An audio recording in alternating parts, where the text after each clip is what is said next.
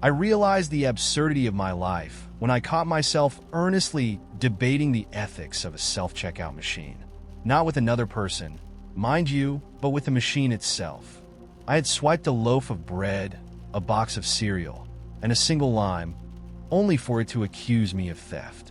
"Please place item in the bagging area," it insisted in a voice that was both too calm and somehow condescending. I stared at the lime in my hand like it was the guilty party. "You're literally in my hand," I muttered, half to the lime, half to the machine. The people in line behind me shifted awkwardly as I tried to convince a piece of technology that I wasn't plotting to smuggle citrus out of the store. Eventually, a harried teenager came over and punched a few buttons, resetting the machine with an efficiency that suggested this was the 100th lime-related dispute of her shift. I left with my dignity only slightly bruised, marveling at how my biggest adversary that day had been an algorithm. It's funny, though, how quickly these little absurdities weave themselves into the fabric of everyday life. Somewhere along the way, it became normal to argue with machines, to cheer when a delivery arrives early, or to feel genuine betrayal when autocorrect mangles a carefully typed sentence into gibberish. These aren't even quirks anymore, they're just life. And when you step back to really think about it, it's kind of incredible how strange and specific it all is. Take my relationship with notifications, for example. My phone buzzes so often it feels like a needy pet constantly demanding attention. Half the alerts are utterly meaningless, like "your monthly activity report is ready," or "flash sale on ergonomic chairs." But the other half? Pure existential chaos. One app tells me I haven't meditated in 5 days, while another proudly announces, "You've hit your screen time goal, 9% less this week." As if that's an accomplishment I should hang on my wall. The worst offender, though, is the fitness app that cheerfully tells me I've burned enough calories to fuel a brisk walk around the neighborhood. Thanks for the motivational pep talk, Karen. Sometimes I wonder if my brain has just resigned itself to the ridiculousness. The other day, I caught myself Googling whether bees can get drunk. Spoiler, they can, but it's complicated. I didn't even care about bees 10 minutes earlier, but some random article planted the seed, and suddenly I needed to know. I spent the next hour spiraling down a rabbit hole of bee facts, only to forget them entirely by lunchtime. Still, for that brief window of time, I was completely captivated by the idea of a tipsy bumblebee wobbling through the sky. It felt like borrowing someone else's curiosity for a little while, and I kind of loved it. But what really gets me is how often technology turns the mundane into the extraordinary. Like when I order something online, something boring like a box of dish soap, and I find myself refreshing the tracking page like it's a live sports event. "Your package has departed the sorting facility," it tells me, and I cheer as if it scored a touchdown. By the time it arrives, I've hyped it up so much that opening the box feels like unwrapping a Christmas present. The reality, of course, is always anticlimactic. Dish soap is just dish soap, no matter how much bubble wrap it's wearing. Still, the absurdity isn't all bad. It's also what makes modern life weirdly magical. A couple of weeks ago, I was walking home from the store when I noticed a squirrel perched on a lamppost, holding half a bagel in its tiny hands. I stopped in my tracks, completely mesmerized. The squirrel stared back at me, as if daring me to challenge its cardboarding lifestyle. It felt like stumbling into a perfect moment of comedy that no one else would ever witness.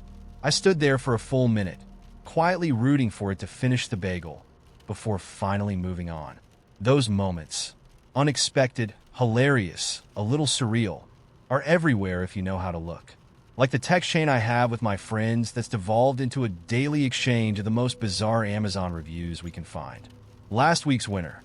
This hamster-sized cowboy hat is both adorable and impractical, but my hamster wears it with pride. Or the TikTok I watched of someone trying to fit a 12-foot Christmas tree into a car with zero context. These snippets of chaos shouldn't matter, but somehow they do. They make life feel a little brighter, a little less predictable. And then there's the flip side, the quieter moments, the ones that sneak up on you when you least expect it. Like the time I couldn't sleep and ended up watching live footage of penguins at a zoo, waddling around in the glow of artificial lights. There was something oddly soothing about it, watching them exist in their tiny simulated world while the rest of the world was asleep. It made me think about how much joy there is in simply observing, in noticing things that don't demand your attention, but invite it anyway. Maybe that's what I've come to appreciate most about all these little quirks of modern life. They remind me to pay attention, to find humor and beauty in the tiniest, most unexpected places.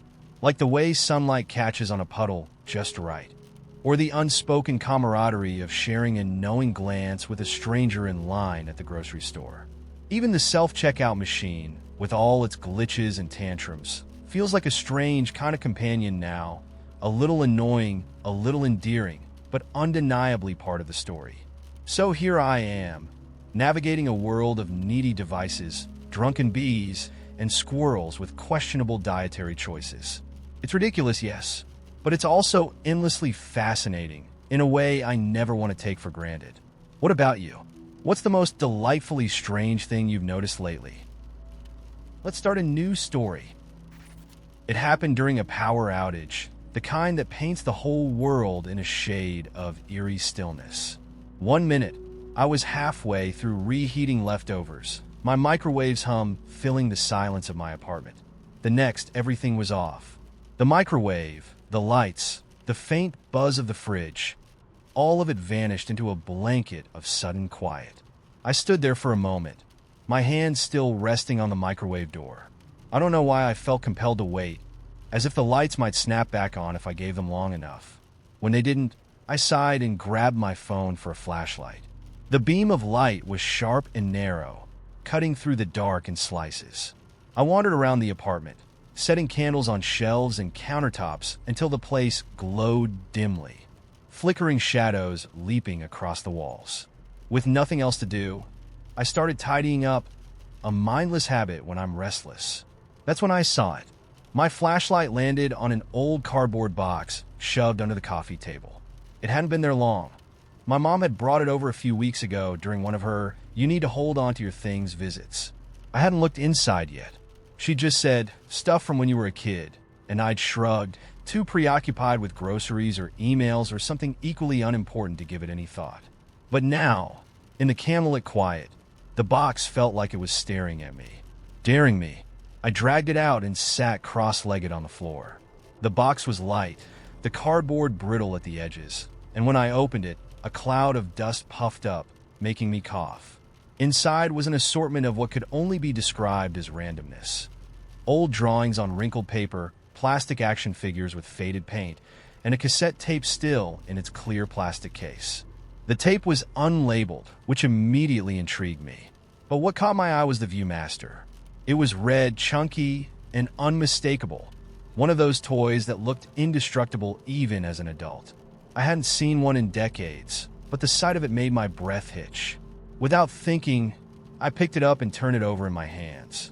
The plastic was warm from years spent in the sun of my childhood bedroom, and its smooth curves fit my grip like it had never left. Tucked in the box was a small stack of those circular reels, each one a tiny portal to a world that didn't exist anymore. I held one up to the candlelight to read the title stamped in bold, Space Adventure 3000. My pulse quickened. I remembered this reel. I slid it into the Viewmaster, the click of the mechanism so familiar it sent shivers down my spine. Slowly, almost hesitantly, I held it up to my eyes, and there it was, the tiny, faded diorama of a rocket ship blasting through a spray-painted galaxy. The edges of the image were scratched, the colors muted, but it didn't matter. As I clicked to the next frame, and the next, something began to stir deep inside me. A memory, or maybe something even older, something from before memory became words. I was 8 years old again, lying on the itchy carpet of my childhood bedroom, the Viewmaster pressed to my face. My curtains were drawn, letting in slivers of late afternoon sun, and my mom's voice drifted down the hall, half lost in the sound of her vacuuming. I clicked through the frames with the same reverence some kids reserve for storybooks or comic strips, utterly absorbed by the tiny, fantastical scenes. Each frame brought a new thrill, an astronaut planting a flag on an alien planet, a swarm of comically round UFOs hovering in a pink sky, a towering robot with glowing eyes. But it wasn't just the pictures. It was the sound of the click, the soft clunk of the reel advancing, and the feeling that these tiny windows weren't just images. They were stories waiting to be discovered. I wasn't a lonely kid, but I remember feeling, in that moment, like the Viewmaster was my companion. Like it was sharing secrets only I could understand. Now, sitting in the dim glow of my apartment, I clicked through the reel again, frame by frame. The images hadn't changed, but something about them felt different, deeper, heavier. I wasn't just seeing the pictures. I was remembering the wonder I'd felt back then, the way the world had seemed so much bigger, filled with infinite corners to explore. It wasn't nostalgia exactly. It was more like I'd found a thread to something I hadn't realized I'd lost. The last frame stopped me cold. The robot. In the diorama, its arms were outstretched, its red eyes glowing against the black void behind it. I'd forgotten the way it had terrified me as a kid. I used to rush through that frame, clicking past it as fast as I could, afraid those glowing eyes would somehow follow me out of the Viewmaster. But tonight I stared at it. I clicked back to it again, studying every detail. The jagged lines of its limbs, the painted stars dotting the background, the strange little smirk etched into its metallic face. And suddenly, I felt it. The same mix of fear and fascination I'd felt as a child. My heart quickened, my skin prickling with an excitement I couldn't explain. When the power came back on an hour later, I didn't notice right away. I was still sitting there, staring through the Viewmaster, letting it pull me through frame after frame like it was leading me somewhere I wasn't ready to leave. The box now sits in the corner of my room, the Viewmaster perched on top like a crown. I don't click through it every day, but when I do, it's like stepping into a tiny time machine. Not to revisit the past, but to remember how the world felt when everything in it was new and shimmering with possibility. Have you ever found something that didn't just bring back a memory, but brought back a feeling? Something that made you realize you weren't just looking at your past. You were holding it in your hands? Let's start a new story. The first time I heard the voice, I was elbow deep in soapy water, washing a wine glass that wasn't mine. It was late, well past midnight, and I was house-sitting for my sister. She and her husband had a thing for fancy glassware, the kind you're terrified to break because you know it costs more than your entire grocery bill. I've been careful all week, but that night I was tired, distracted, and maybe a little tipsy. I'd had a glass of wine myself. Cheap stuff poured into a vessel that deserved better. The voice was quiet, almost imperceptible over the hum of the dishwasher. "Turn around," it said. Not a suggestion, not a question, a command. I froze, the glass slipping slightly in my soapy hands. My heart pounded as I slowly turned my head, expecting. What? Exactly? A burglar? A ghost? But there was nothing. Just the same dim kitchen, the same half-empty bottle of wine on the counter. I laughed nervously, told myself I'd imagined it, and went back to the dishes. Then it happened again the next night. This time, I was rearranging the books on my sister's meticulously curated shelves. She had a whole section dedicated to vintage first editions, their spines faded but proud, and I'd knocked one askew while trying to squeeze in a paperback I'd brought with me. I was leaning over, trying to nudge it into place, when I heard it again, "Turn around." My stomach dropped. This wasn't like the first time. It wasn't faint, wasn't something I could dismiss as a trick of my own thoughts. The voice was clear, deliberate, and closer than it should have been. But when I turned, heart racing, the room was empty. I didn't sleep that night. Every creak of the old house, every rustle of wind against the windows made me jump. I tried calling my sister, but she was on some remote island with no service, and I wasn't about to leave a voicemail saying, "Hey, by the way, your house might be haunted." Instead, I sat in the living room, clutching a throw pillow like it could protect me, waiting for the voice to return. It didn't. Not until the third night. That time, it was different. I wasn't doing anything distracting, just sitting on the couch, scrolling through my phone when the voice came again. "Turn around." Louder this time, more insistent. I didn't want to. Every instinct told me to run, to leave the house and never come back. But something else, a pull, a curiosity I couldn't ignore, made me obey. Slowly, I turned my head. There, in the corner of the room, was a door. A door that hadn't been there before. It was small, no taller than my waist, with peeling white paint and a brass handle. It looked like it belonged to an old dollhouse, not a modern living room. My breath caught in my throat as I stood, hesitant, and stepped toward it. "Open it," the voice said. I crouched, my fingers hovering over the handle. "What's on the other side?" I asked, my voice trembling. There was no answer, only silence, heavy and expectant. I don't know what I expected when I opened the door, a void, maybe, or some kind of monster waiting to pull me in. But what I found was stranger than anything I could have imagined. It was a room, not a terrifying, shadowy room, but a perfect replica of my childhood bedroom. The faded blue walls, the bed with its mismatched quilt, even the beanbag chair in the corner. It was all there, exactly as I remembered. It smelled like home, like the faint mix of crayons and laundry detergent that clung to my childhood. But something was off. The air was too still, the light too soft, as if the room were holding its breath. I stepped inside, my knees brushing against the familiar rug with its faded star pattern. Everything was just as it had been, down to the tiny chip in the desk where I'd once dropped a paperweight. Except there was a photo on the nightstand that didn't belong. I picked it up, my fingers trembling. It was a picture of me. Not kid me, but now me, sitting on the couch in my sister's house, looking over my shoulder at something just out of frame. My heart pounded as I turned the photo over. On the back, written in neat block letters, were 2 words: "Find me." I didn't hear the door close behind me, but when I turned back, it was gone. The room was gone too. I was standing in my sister's kitchen again, the photo still clutched in my hand, my breath coming in sharp, panicked gasps. The rest of the week passed in a blur. I didn't hear the voice again, didn't see the door, but the photo stayed with me, its edges fraying as I turned it over and over, trying to make sense of it. Find me? Who was I supposed to find? Myself? Someone else? It's been months now, and I still don't have answers. But every so often, I'll catch a glimpse of something out of the corner of my eye, a shadow where there shouldn't be one, a door where there wasn't before. And in those moments, I feel the pull again, stronger than ever. I haven't opened another door. Not yet, but the key, the tiny brass key from the first night, is still in my pocket, warm against my leg, humming softly whenever I think about what might be waiting on the other side. So, here's my question. If you found a door like that, would you open it? Or would you walk away, knowing you might never know what's waiting for you? Because I'm not sure I'll be able to resist much longer. Let's start a new story. I remember the summer of the green bicycle, though I couldn't tell you where the bike came from. It wasn't mine, not at first anyway.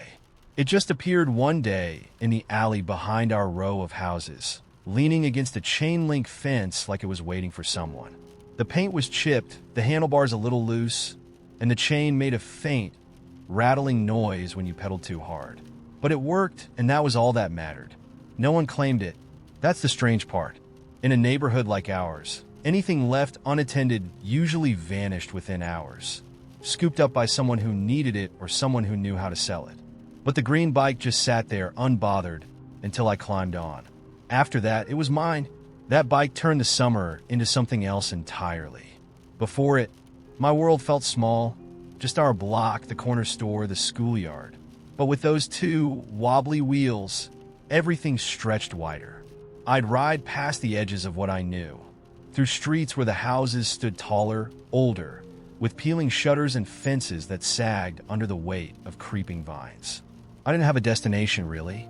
The point was the riding, the wind rushing past, the way the air smelled different depending on where you went. Sharp and metallic near the train tracks, sweet and earthy by the river, smoky and rich when someone fired up a backyard grill. I found places I'd never noticed before. There was a tiny park wedged between 2 buildings, no bigger than a parking lot, with a single swing set and a fountain that hadn't worked in years. The ground was littered with cracked marbles and bottle caps, and I spent hours collecting the prettiest ones, pretending they were gemstones. I found a field on the outskirts of the neighborhood where wildflowers grew so thick you could barely see the dirt beneath them. When the breeze picked up, the whole place rippled like the surface of a pond, a sea of yellow and purple and white. I told no one about these places. They felt secret, somehow like the bike and I were the only ones who'd ever been there. The alley where the bike had appeared became a kind of starting line, a place I returned to after every ride. Sometimes I'd park it there, leaning it against the same patch of fence where I'd found it, as if giving it a chance to leave. But it never did. Every morning, it was still there, waiting, like it had chosen me as much as I'd chosen it. One day, I rode farther than ever before. The sun was high, the sky so blue it looked fake, and I was chasing something I couldn't name. I pedaled past the train tracks, past the wildflower field, past the last familiar house until the road curved into a dense stretch of trees. The shade was cool and green, and the air smelled like moss and damp earth. It felt like stepping into a different world, one where the rules of the neighborhood didn't apply. I followed the road until it ended at a clearing, where a crumbling brick wall stretched in either direction, half swallowed by ivy. In the middle of the clearing was a metal gate, rusted and crooked, hanging open just enough to invite me in. I left the bike leaning against the wall and stepped through. Inside was an old garden, wild and overgrown, but beautiful in the way forgotten things often are. Rose bushes had turned into thickets, their flowers blooming in chaotic bursts of red and white. A stone fountain stood at the center, cracked but still holding a shallow pool of rainwater. And beneath the tangled branches of an ancient tree, there was a bench covered in moss but somehow still standing. I sat there for what felt like hours, watching the way the sunlight filtered through the leaves, listening to the faint hum of insects. It felt like the kind of place that had been waiting for someone, just like the bike had been. I went back to that garden every day for the rest of the summer. I brought books to read, though I rarely opened them. Sometimes I sketched the flowers in a little notebook, even though I wasn't much of an artist. Mostly I just sat and existed, the kind of existence that feels so full it's almost unbearable, like your heart might burst from holding it all. One morning, I went out to the alley and the green bike was gone. I stared at the empty fence for a long time, wondering if I'd done something wrong. Maybe it had grown tired of me, or maybe it had found someone else who needed it more. I searched the neighborhood for hours, but it was nowhere. At first, I felt abandoned, but then I realized the garden was still there. I didn't need the bike to get there anymore. It had shown me the way, and that was enough. Years later, I tried to go back. I wanted to see if the garden was still as I remembered it, to see if it was real at all, but I couldn't find the clearing, or the gate, or the wall. The road was still there, but it ended in nothing but trees, thick and impenetrable. Sometimes I wonder if I dreamed the whole thing. The bike, the garden, the endless summer that felt like it might stretch on forever. But then I think of the marbles and bottle caps I kept in an old tin, or the sketches of wild roses still tucked away in a dusty drawer. Those things are real. I know they are. What about you? Have you ever had something you couldn't explain? A memory so vivid it feels more like a story? Tell me. I want to hear it. Let's start a new story. I'd never been one to believe in omens, but the cat outside my apartment was the first clue I should have left well enough alone. It was sitting by the stairs when I came home late from work, its black fur blending almost perfectly with the shadows of the alley. Its eyes gleamed unnaturally bright, like green embers in the dim light of the street lamp. I don't usually stop for stray animals, but something about this cat held me. It wasn't just staring at me. It was watching the way a chess player watches their opponent decide whether to move the queen or the pawn. "You lost, buddy?" I asked, half laughing at how absurd I sounded. The cat didn't blink. Instead, it stood, stretched in that languid way cats do, and padded up the steps ahead of me, as if it belonged here. When I unlocked the door to my apartment, it slipped inside before I could stop it. "Hey!" I turned on the light, expecting it to dart under the couch or knock something over. But the cat sat in the center of the room, perfectly still, like it was waiting for me to figure something out. I considered shooing it back out into the night, but decided to leave it alone. One night wouldn't hurt. That was mistake number 2. By the time I woke the next morning, the cat was gone. Or at least I thought it was. The apartment seemed eerily untouched. No paw prints on the counters, no tipped-over trash can. But as I stood in the kitchen, sipping my coffee, I noticed something strange. A small wooden box sitting on the windowsill. I hadn't put it there. The box was simple, unvarnished, and no bigger than a paperback book. There were no markings, no lock, just a smooth lid that seemed to hum faintly when I touched it. Inside was a single scrap of paper, folded neatly. "Your debt is paid." My stomach tightened. I didn't owe anyone anything. At least, not in a way that could be settled with cryptic notes and mysterious cats. The rational part of me said it was a prank, maybe some weird ad campaign. But another part of me, the part that was already regretting not chasing that cat away, knew it was something else. By the end of the day, I'd mostly convinced myself to forget about the box. I tucked it into a drawer and went about my business. But the hum lingered in my mind like a melody I couldn't shake. That night, the knocking started. It wasn't on the door. It was on the walls, the windows, the floorboards beneath my feet. Rhythmic, deliberate, and completely impossible. I tried ignoring it.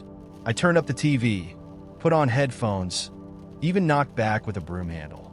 But no matter what I did, the sound wouldn't stop. Then just before midnight, it did. Silence rushed in so suddenly that it felt like I'd gone deaf. I sat on the edge of my bed, heart pounding, the broom still clutched in my hands. That's when I saw it. The cat. It was sitting in the corner of the room, its eyes glowing faintly in the darkness. "What do you want?"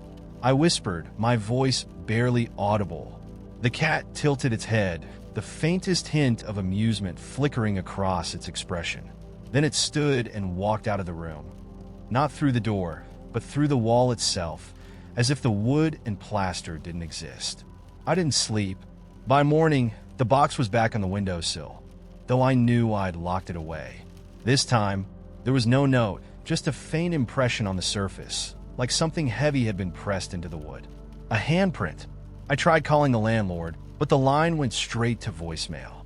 I tried Googling local animal control, but my phone froze every time I typed the word cat. I thought about leaving, just packing a bag and disappearing for a while. But when I reached for my suitcase, the knocking started again, louder this time, shaking the walls.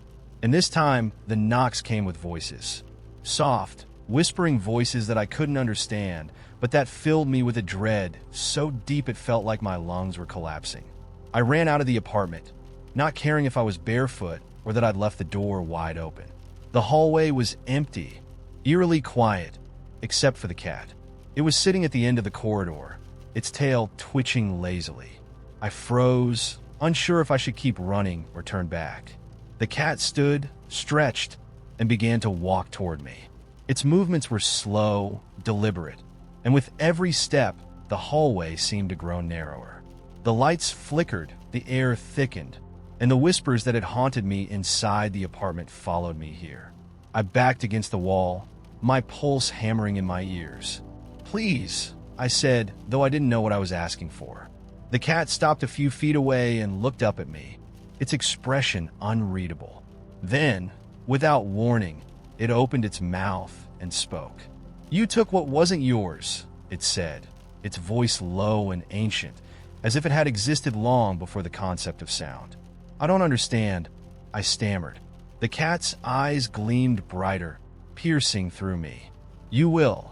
The hallway vanished, the world falling away like a rug pulled from beneath my feet. When I came to, I was sitting on the floor of my apartment, the box in my lap. The handprint on its surface was darker now, burned into the wood like a brand. I haven't opened it again. I don't plan to. The knocking has stopped, but the cat still watches me from the shadows. I know it's waiting for something, but I don't know what. And I'm not sure I want to find out. Let's start a new story. It began on the third floor of the library, in the aisle no one ever visited. The library had always been my sanctuary, a place where time moved differently. Its walls carried the smell of old paper and varnished wood, and the floors creaked in a way that made it feel alive. But the third floor was something else entirely, dimly lit, with low ceilings and rows of dusty shelves filled with books no one seemed to read anymore. It was where they stored the forgotten things. Obsolete encyclopedias, faded atlases, indexes to journals no one cited. I liked it because no one ever came up there. It was mine. That day, I was looking for nothing in particular, just wandering the aisles like I often did when the world outside felt too sharp. My fingers grazed the spines of books as I walked, some smooth, others cracked and worn. Then I saw it, a book with no title. It sat slightly askew on the shelf, its cover a deep, unblemished black. No title, no author, not even a call number on its spine. It shouldn't have been there. I pulled it out, its surprising weight making me stumble slightly. The edges of the pages were gilded, catching the faint light and reflecting it like a whisper. I opened it. The first page was blank. So was the second. And the third. I flipped through, faster and faster, but every page was the same, empty, pristine, untouched. I was about to put it back, annoyed that it had interrupted my quiet, when I noticed something. At the very center of the book, there was a single word, handwritten in delicate script. Begin. The moment my eyes settled on it, the air shifted. A breeze I couldn't feel stirred the edges of my vision, and the world around me blurred. The library, the shelves, the dim light, they folded in on themselves like paper collapsing into origami. I stumbled backward, gripping the book, but there was nothing to stumble into. I was standing in an open field now, the sky a deep, endless blue. I knew this place. The grass was wild and tall, brushing against my knees. In the distance, I could see the old sycamore tree where we used to build forts out of sticks and scraps of tarp. The air smelled of sun-warmed earth and something sweeter, wildflowers, maybe, or the faint tang of lemonade that always seemed to be nearby on summer afternoons. I turned in a slow circle, heart racing, and there we were, me, at 9 years old, with skinned knees and dirt-streaked cheeks. My brother, a year younger, wearing his favorite red baseball cap, the one he refused to take off even for dinner. We were running, our laughter bright and uncontained, chasing a kite that was barely holding onto the breeze. I watched, my breath caught in my chest as the kite wobbled and dove. It crashed into the grass, and we both fell onto our backs beside it, laughing so hard we couldn't breathe. I remembered this day. I remembered it so clearly. The way the world felt endless, the way the sun seemed to stay in the sky just for us. I tried to move closer, but my feet wouldn't obey. I was tethered to the spot, a ghost watching my own life. And then, as suddenly as it had come, the memory dissolved. The field faded into darkness, and I was back in the library, the book still in my hands. The hum started then, faint and low, vibrating through my chest like a distant drumbeat. The book's pages, still blank, began to shift on their own, flipping faster than I could see. When they stopped, another single word appeared, written in that same elegant script. Continue. I should have closed it. I should have put it back on the shelf and walked away. But I didn't. This time, when I read the word, the world didn't fold, it unraveled. The air around me pulled apart like threads in a tapestry, and I was standing in my college dorm room. The scent of coffee and stale takeout hit me immediately, mingled with the faint citrus of the cheap air freshener we used to hide the smell of desperation. My roommate was there, sitting cross-legged on the floor, scribbling notes on a stack of flashcards. And there I was, pacing back and forth, rambling about a decision that felt monumental at the time. I've been offered a summer internship, a good one, but it was across the country, and I wasn't sure if I could leave everything behind. My younger self turned to my roommate, desperate for reassurance. "It's not forever," she said. "Just go. What's the worst that could happen?" The moment froze. Her words hung in the air, sharp and clear, as if they had been spoken not to the past, but to me, standing in the present. And then, like before, the memory dissolved. When I returned to the library, I was shaking. The book's pages were turning again, faster this time, the hum growing louder. Another word appeared, decide. This time I hesitated. Each flicker through the book felt heavier, like it was pulling me deeper into something I couldn't escape. But the curiosity was unbearable. I placed my hand on the page. The world didn't shift this time. It shattered. I was back in my apartment. Only it wasn't mine, not exactly. The furniture was all wrong. The walls a different color. The air filled with a silence that felt alien.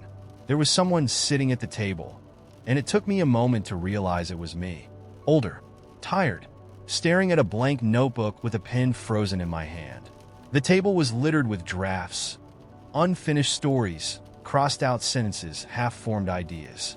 I watched as my older self sighed and pushed the notebook away, muttering something I couldn't hear. I wanted to scream, to say something, anything, but the memory had no space for me. It unfolded and folded back again, and I was left standing in the library with the book in my trembling hands. I didn't wait for the pages to turn again. I slammed it shut and shoved it back on the shelf, my heart pounding. The hum stopped instantly. The library was quiet again, the dust motes swirling lazily in the dim light. I never went back to the third floor. I couldn't, but sometimes, when I'm alone in the quiet of my apartment, I think about that book, sitting on its shelf, waiting for the next person to open it. And I wonder, if you could read the story of your life, would you turn the page? Or would you close it before you saw how it ended? Let's start a new story. The whole thing started with a single word, scrawled on a sticky note and taped to the inside of my locker. Helix. Just that, no explanation, no signature. I stared at it for a while, convinced it was either a prank or some kind of cryptic scavenger hunt. At Greenfield High, boredom bred creativity, and we'd seen our fair share of weirdness. Secret societies that never existed, fake treasure maps, even a rumor about a hidden pool beneath the library. I almost threw the note away, but something about it stuck with me. The handwriting was sharp, deliberate, like whoever wrote it wanted it to feel important. So I tucked it in my backpack and moved on. But then it happened again. 2 days later, another sticky note, this time taped under my desk in homeroom. Same word, helix. By the third note, this one folded neatly and slipped into my history textbook. I knew it wasn't random. Someone wanted me to see this. I just didn't know why. That night, I sat in bed staring at the notes, trying to figure out what it all meant. A helix, a spiral, something twisting endlessly inward. It felt like the beginning of a mystery, but I had no map, no key, just a single word looping through my thoughts. The next day, I decided to ask for help. My best friend, Tess, loved puzzles, crosswords, escape rooms, even the time we deciphered a code in a yearbook signature to figure out who had a crush on her sophomore year. If anyone could untangle this, it was her. Tess examined the notes like a detective inspecting evidence. "Who do you think sent these?" she asked. "No idea," I said. "And why me?" "That's the real question," she muttered, holding one up to the light like she was checking for invisible ink. "Did anything weird happen before this started?" I shook my head. "Nothing. It's like they just appeared." Tess frowned, but didn't press further. Instead, she suggested we investigate. "Maybe Helix is a clue," she said. "Or a place." It turned out it was a place, or at least part of one. After some digging, we found out about the Helix Wing, an old off-limits section of the school that nobody talked about anymore. It had been sealed off years ago after a fire destroyed most of it. Rumor had it the fire wasn't accidental, but nobody knew the full story. And like everything forbidden, it had taken on a life of its own in school lore. People whispered about haunted classrooms, secret experiments, and students who went in and never came out. "Okay, no way this isn't connected," Tess said, practically buzzing with excitement. "We have to check it out."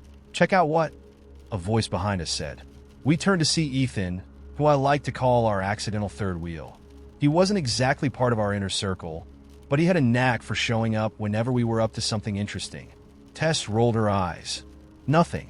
Girl stuff." Ethan smirked. "You're terrible liars, both of you." We tried to brush him off, but Ethan had a way of wearing you down. Eventually, we told him about the notes and the Helix Wing. To my surprise, he didn't laugh or dismiss it as one of Greenfield's many urban legends. Instead, he leaned in, his voice dropping to a conspiratorial whisper. "My cousin used to work maintenance here. He said the Helix Wing wasn't just classrooms. It was something else." "Something else like what?" I asked. Ethan hesitated, then said, "I don't know. He wouldn't tell me.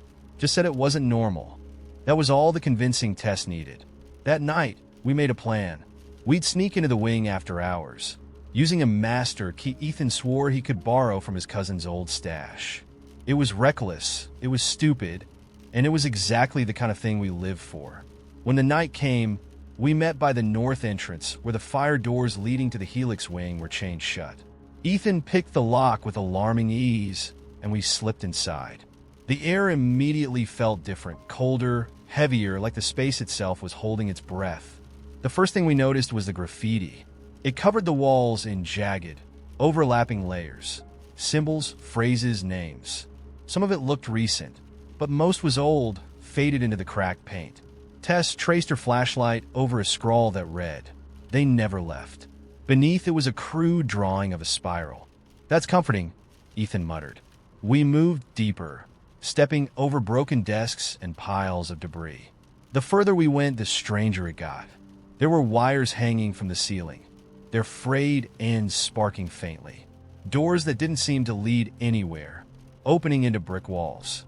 One room had a chalkboard covered in equations that didn't make sense, like math from another language.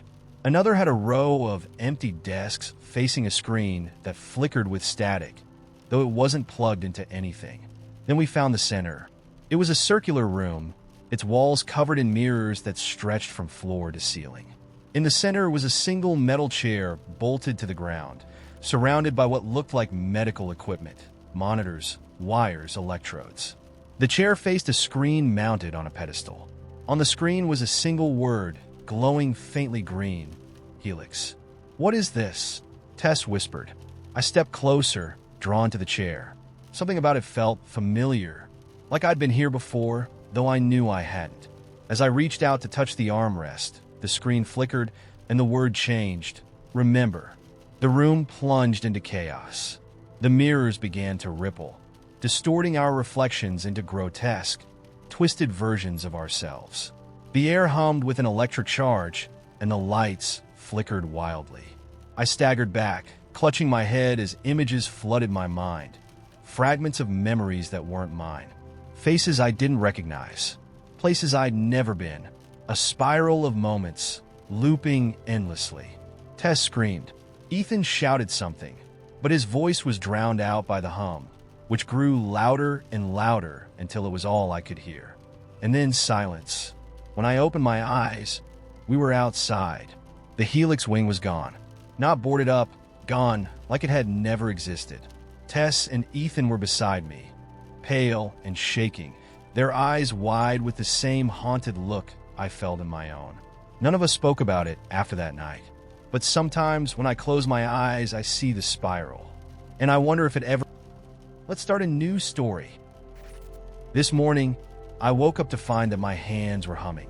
At first, I thought it was just pins and needles from sleeping funny, but no, it was a melody, low and soft, vibrating through my palms as though my bones had learned a new language overnight.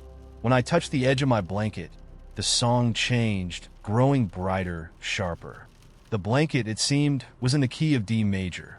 I sat up cautiously, half expecting the rest of my body to start singing. It didn't.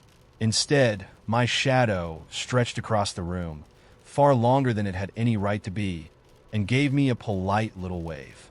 "Morning," it said, its voice low and warm, like sunlight filtered through a thick forest canopy. I waved back because, well, what else do you do when your shadow decides to greet you?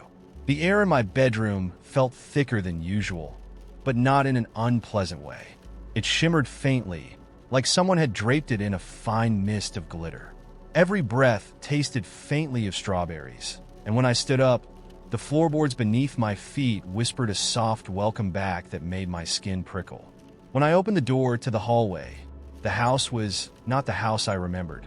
My walls had been replaced with towering bookshelves, the kind you'd find in an ancient library, except these weren't ordinary books. Their spines glowed faintly, each with a different color and texture. One felt like cool marble under my fingertips, another like woven silk. I plucked a small green book from the nearest shelf, and it purred softly, warming in my hand. When I opened it, the words didn't sit still. They rearranged themselves into shapes: a bird, a tree, a spiraling staircase, and then dissolved into golden sparks that floated upward and disappeared.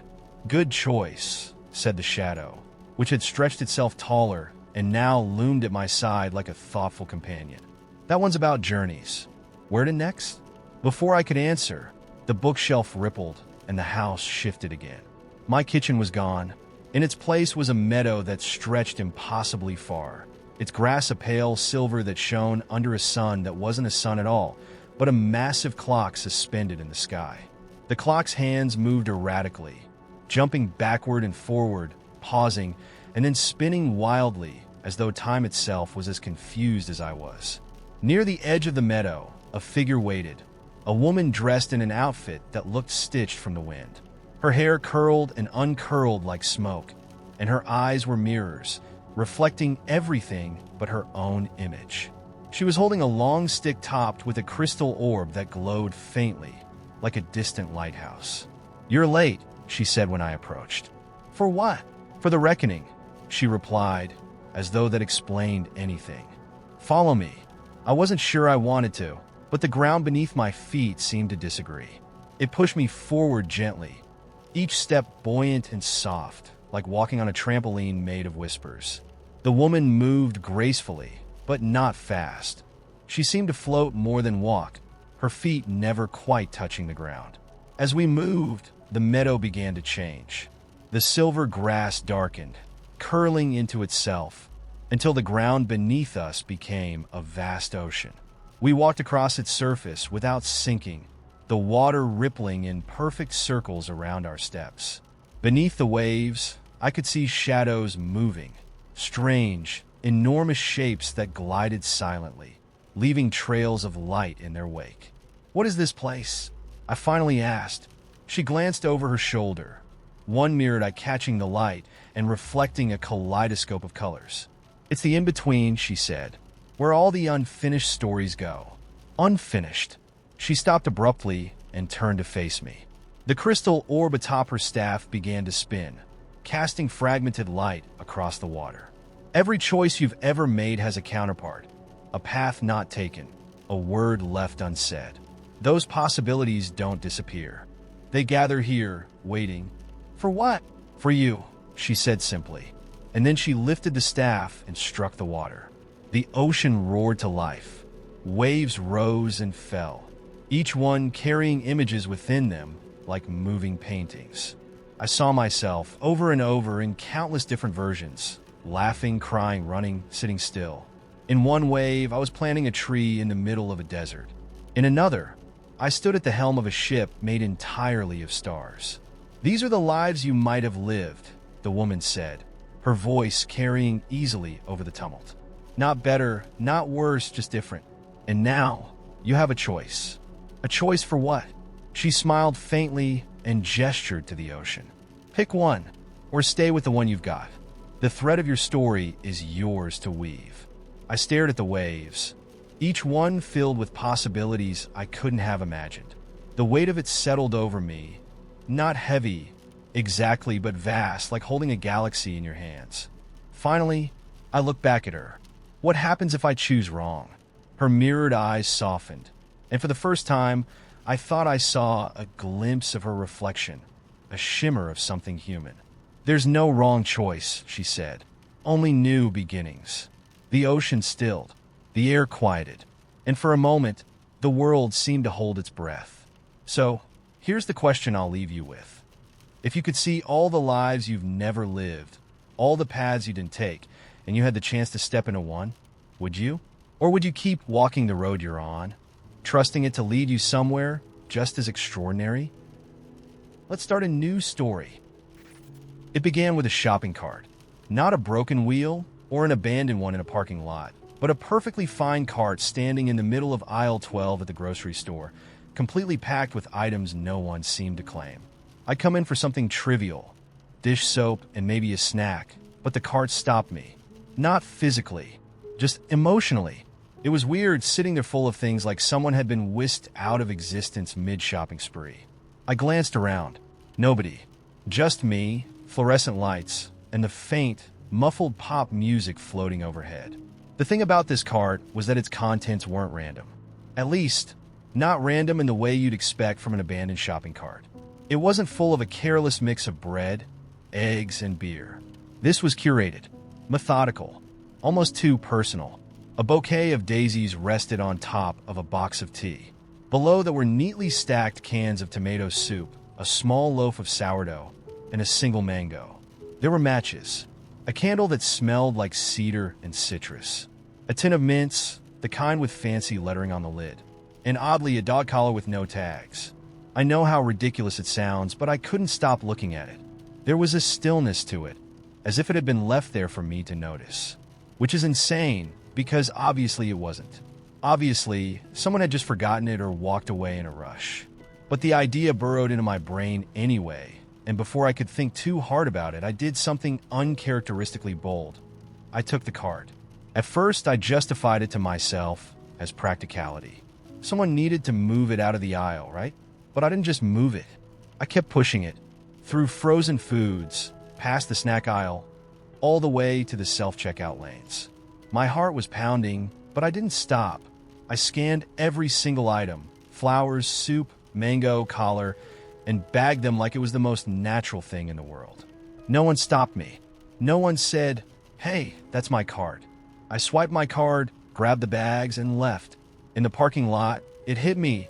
I had no idea what I was doing. I didn't need flowers or a mango. I didn't own a dog. But the items sat there in the passenger seat of my car, staring back at me, as if they knew exactly where they belonged. When I got home, I laid everything out on the kitchen counter. The candle smelled warm and sharp when I lit it. The tea tasted faintly of orange peel. I arranged the daisies in a chipped mason jar and put them on the windowsill.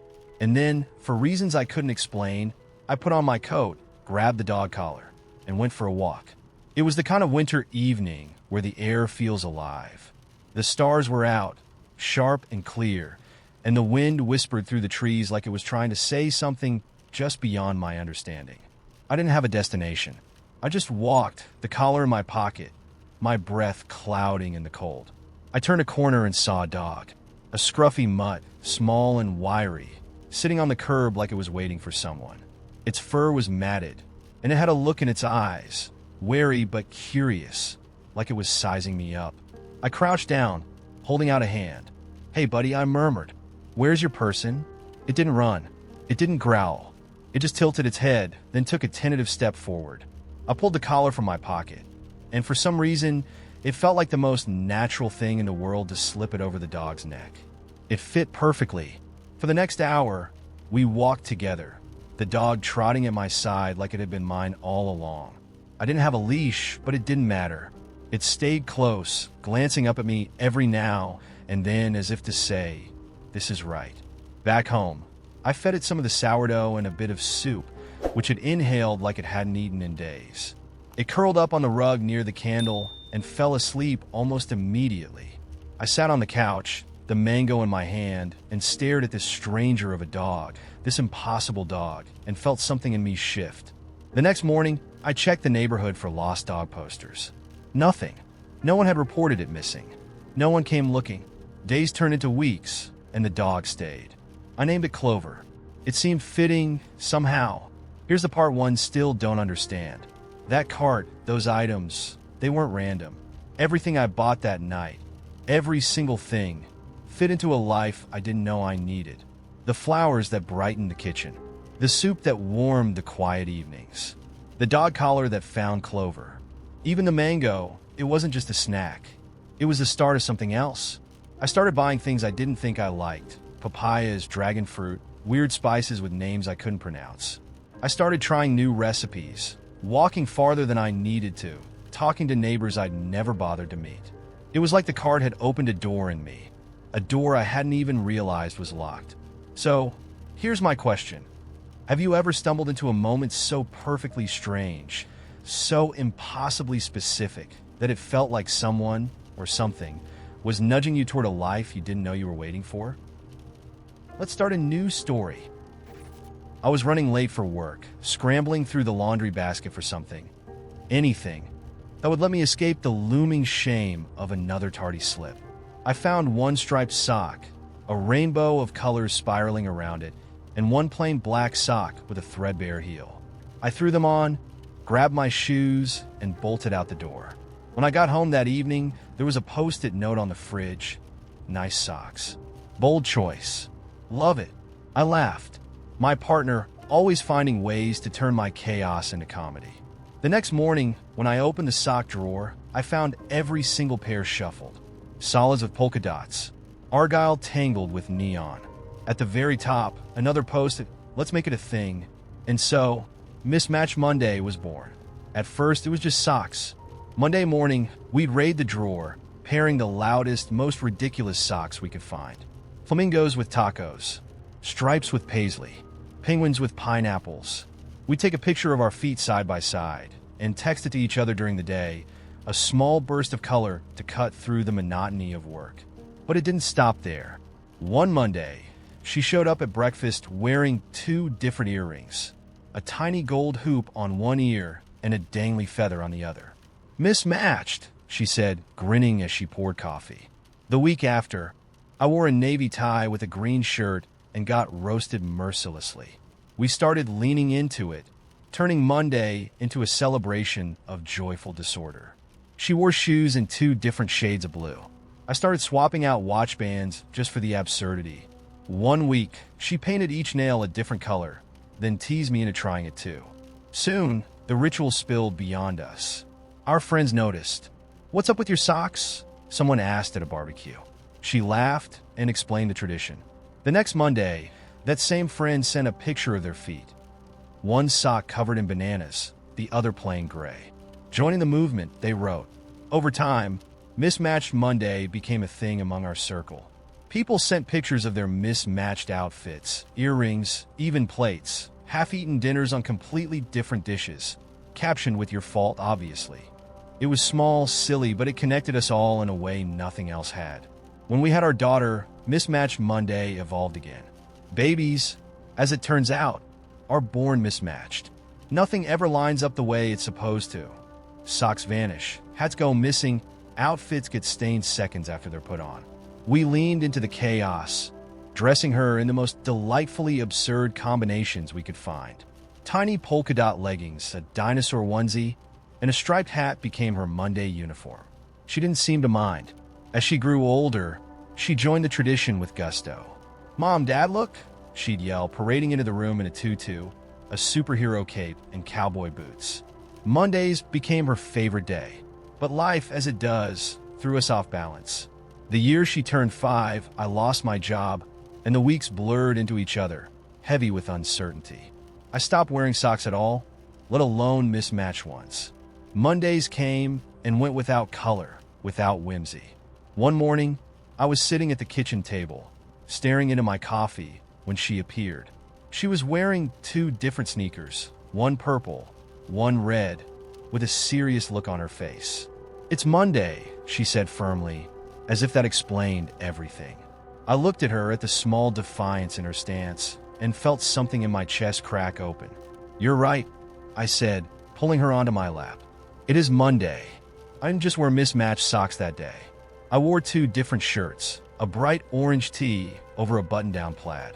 She laughed so hard at breakfast, milk came out of her nose. After that, Mismatched Monday came back with a vengeance. Not just socks or shoes, but breakfast with mismatched plates, lunches with 2 different sandwiches, even playlists with jarring jumps from classical to hip-hop. It became a weekly rebellion against the heaviness of life. A reminder that chaos could be fun, not just overwhelming. Years later, after she'd grown and gone off to college, I got a text from an unknown number.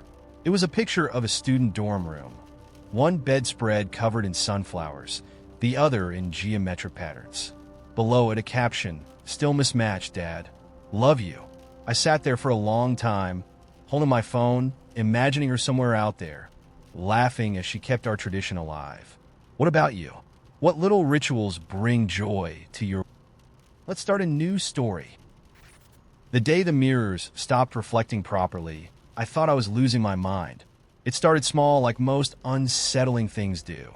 I was brushing my teeth, staring into the mirror above the sink, when I noticed my reflection wasn't quite right. It wasn't late-night horror movie wrong. No extra eyes, no ghastly grin. Just delayed. Like a poorly synced video, my reflection seemed a split second slower than I was. When I lifted the toothbrush, it hesitated before following. When I tilted my head, it lagged, as if caught in molasses. I blinked hard, splashed water on my face, and told myself I was just tired. But the next morning, the delay was worse. This time, my reflection didn't even mimic my movements.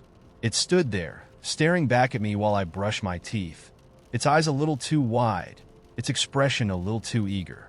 Sleep deprivation, I muttered, avoiding its gaze. By the third day, I stopped looking at mirrors entirely. It wasn't just the bathroom mirror either. The hallway mirror, the one on the back of my closet door, even the reflective surface of the microwave. None of them worked like they should. In every one, I saw something just slightly off. My reflection wouldn't move when I did, or would move too quickly, a jerky, disjointed mimicry of my motions. Once, I caught it mouthing words I hadn't spoken. The worst part? It didn't feel random. It felt like my reflection was watching me, studying me. I tried to avoid mirrors entirely after that, but it's harder than you think. They're everywhere: bathrooms, store windows, even puddles on the sidewalk. Every time I accidentally caught sight of myself, the reflection was waiting, staring back with that same unnerving intensity. Then it started doing things I couldn't explain away. One night, I passed the hallway mirror on my way to bed. I draped a sheet over it, but the corner had slipped, exposing a sliver of glass. Out of the corner of my eye, I saw movement. My reflection, barely visible beneath the edge of the sheet, wasn't walking to bed. It was standing still, its head tilted, watching me walk past. I froze. Slowly, I backed away and reached for the sheet, my hands trembling. "Don't," a voice whispered. I whipped around, my heart in my throat. There was no one there. The whisper started after that. Soft, almost imperceptible, like the faint murmur of a conversation through a thin wall. At first, I thought they were coming from the mirrors, but soon I realized they were inside my head. It wasn't like hearing voices, not exactly. It was more like ideas slipping into my mind like uninvited guests. I'd be washing dishes or folding laundry, and suddenly, I'd know things I couldn't possibly know. A stranger's favorite color, the precise weight of a cloud, the taste of blood in someone else's mouth. And always, the whispers told me to look. Just one more time, they coaxed. It won't hurt. Don't you want to know what's waiting for you? One night I gave in. I don't know why. I'd been so careful, so determined not to let the mirrors win. But something about the way the whispers swirled in my mind that night felt different, more insistent. Like gravity, pulling me toward the mirror in the hallway.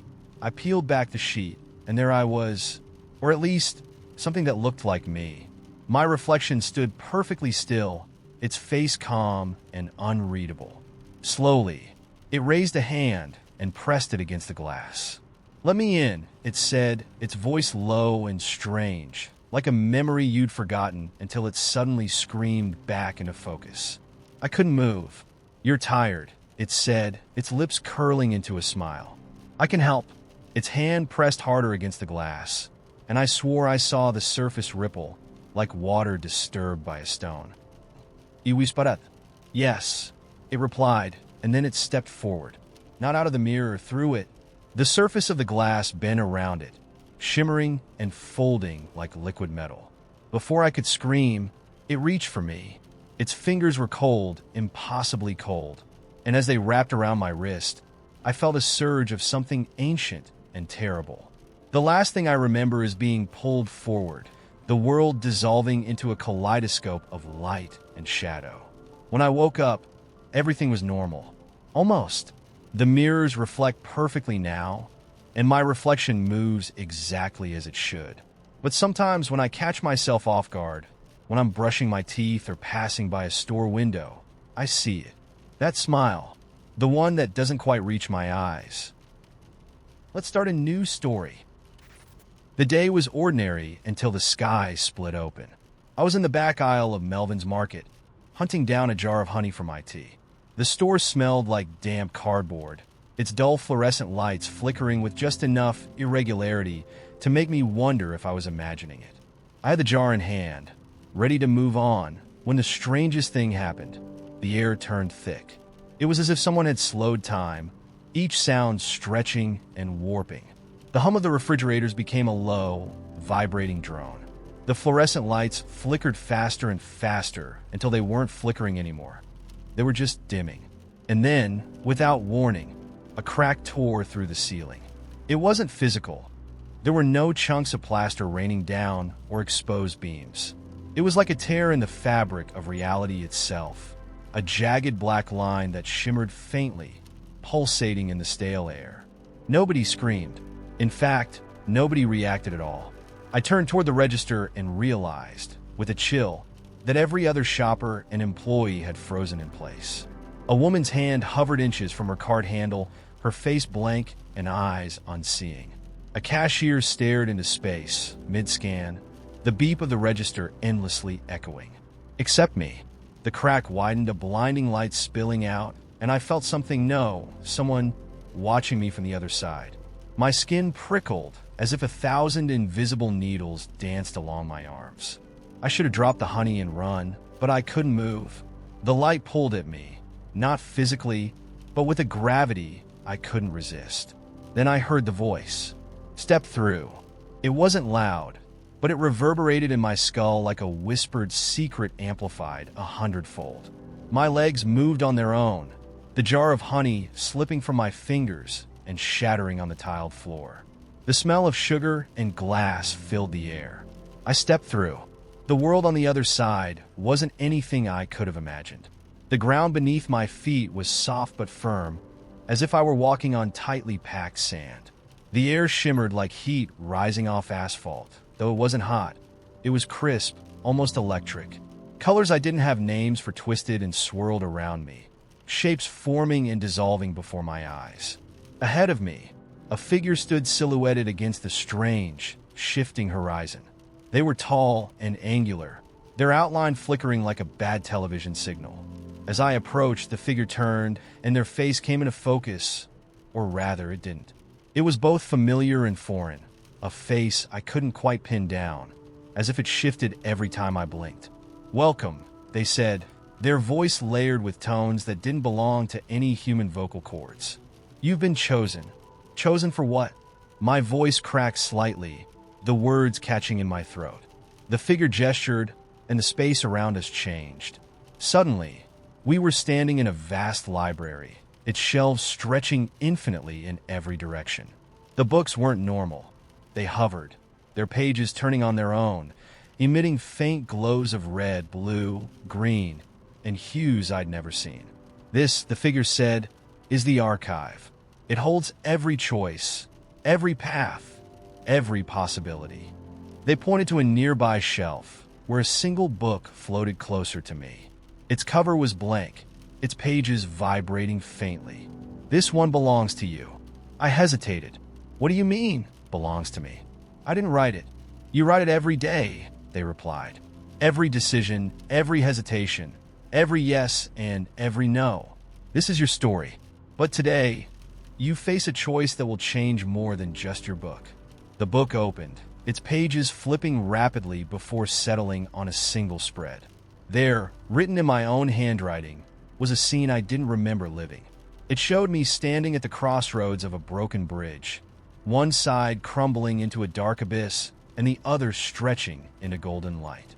Beneath it, scrawled in bold ink, were the words, "What will you save?" I stared at the page, my pulse pounding. "I don't understand." "You will," the figure said. They gestured again, and the library dissolved. I was back in the market, or at least something resembling it. The aisles were warped and endless, shelves bending at impossible angles. The frozen shoppers were still there, but now their forms flickered like ghosts, their outlines faintly pulsing. And between the aisles, the crack had returned, wider and more menacing than before.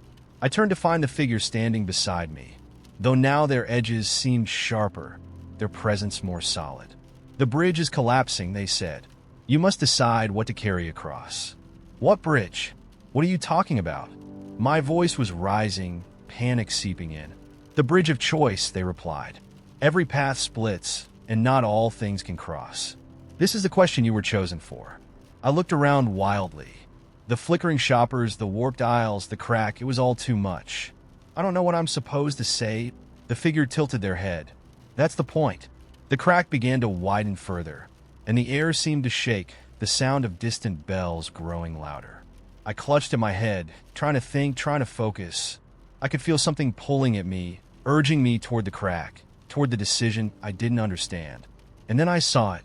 On the shelf next to me, tucked between two oversized cans of soup, was the jar of honey I dropped. But it wasn't broken anymore. It sat there, whole and untouched, its golden liquid glowing faintly. I reached for it instinctively, and as I did, the crack began to change. The edges shimmered, softening, and the strange, pulling gravity eased. The figure smiled, or at least I think they did. Interesting, they said. You've made your choice. The crack closed with a final flash of light, and suddenly I was back in the real market. The air was normal again, the fluorescent light steady. Shoppers moved around me as if nothing had happened, stepping carefully around the broken jar of honey still on the floor. I looked down at my hands. The jar I'd taken from the shelf was still there, whole and warm. I never saw the figure again, but sometimes late at night, I open the jar and stare into its golden depths, wondering if I made the right choice. Let's start a new story. It was the kind of rain that seemed to come from every direction at once, soaking through my jacket and dripping off the brim of my hat. I was clutching a paper bag with dinner inside, now soggy, and mentally cursing the weather app that had promised me a light drizzle. The bus stop shelter was doing its best impression of a sieve, and I was about to call it quits and walk home when he appeared.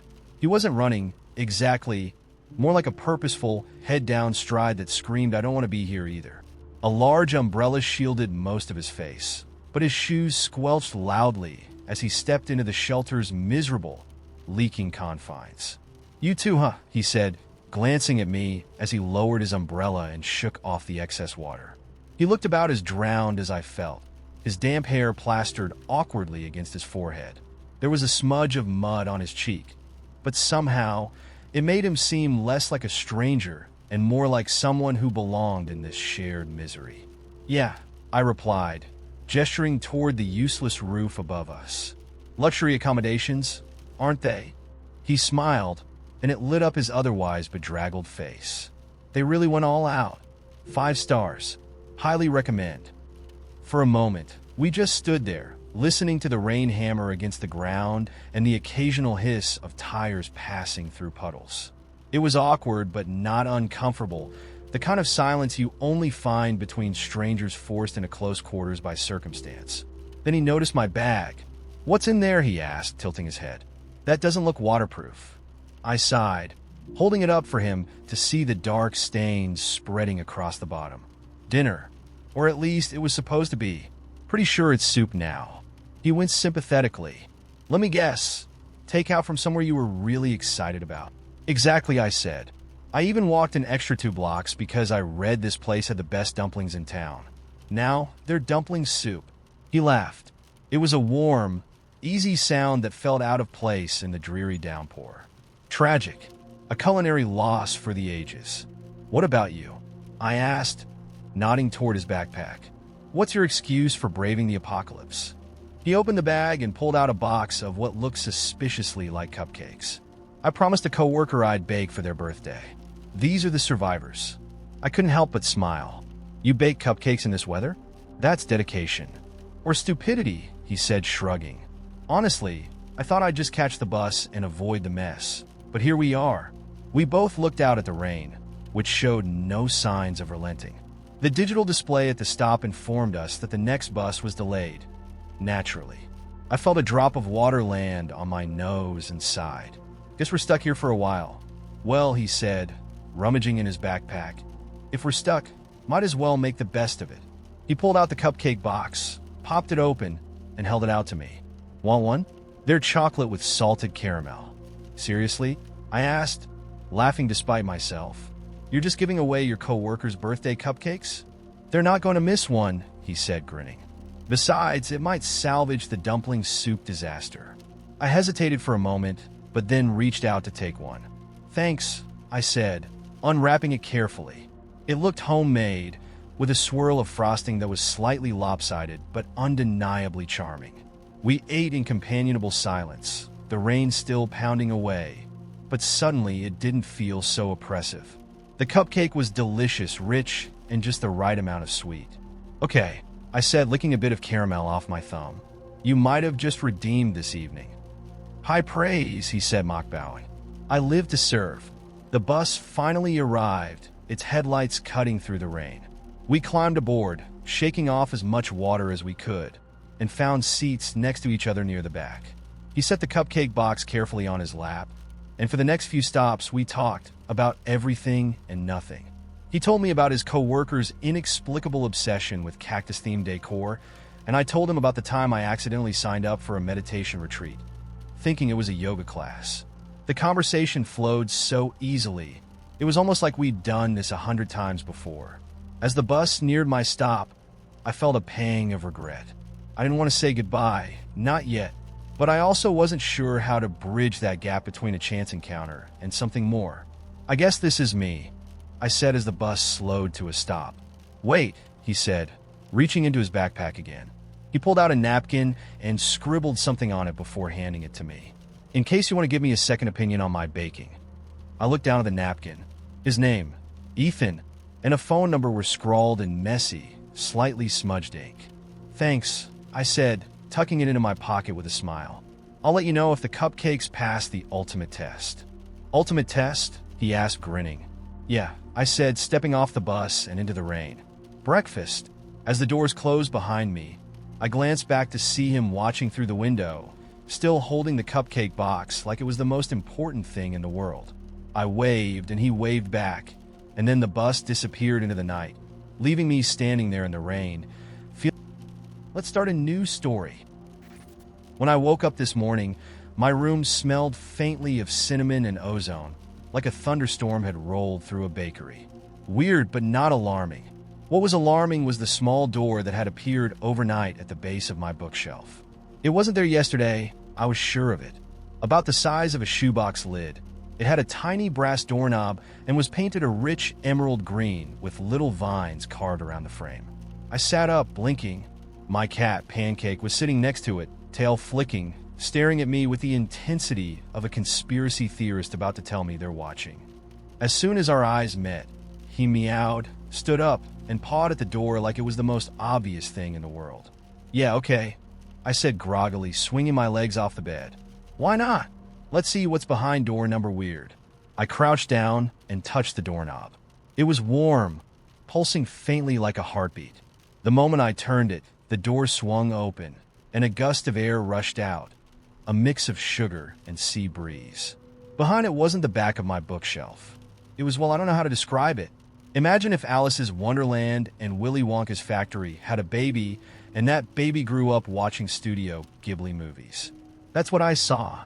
A winding cobblestone path stretched out before me, flanked by towering mushrooms that glowed softly in shades of pink and orange. Tiny dragonflies buzzed around, their wings leaving trails of light, and a river of what looked like liquid starlight flowed nearby, the sound of it almost musical. And then there was Pancake. My perfectly normal cat was no longer perfectly normal. He had sprouted a set of butterfly wings, delicate, shimmering, and far too pretty for his usual grumpy demeanor. He flapped them experimentally, then looked at me like this was somehow my fault. "Ooh, buddy," I started, but Pancake just meowed and took off down the cobblestone path, his wings flapping with surprising grace. I had no choice but to follow. The moment I stepped through the door, it disappeared behind me with a soft pop. "Great," I muttered, trapped in a magical world with a cat who has commitment issues. The path twisted and turned, leading me past surreal scenes. A tree that grew books instead of fruit, their pages fluttering in the breeze. A group of rabbits wearing tiny chef hats, arguing over a bubbling cauldron of soup, and a floating market where vendors sold bottled storms, jars of laughter, and bouquets of flowers that change colors depending on your mood.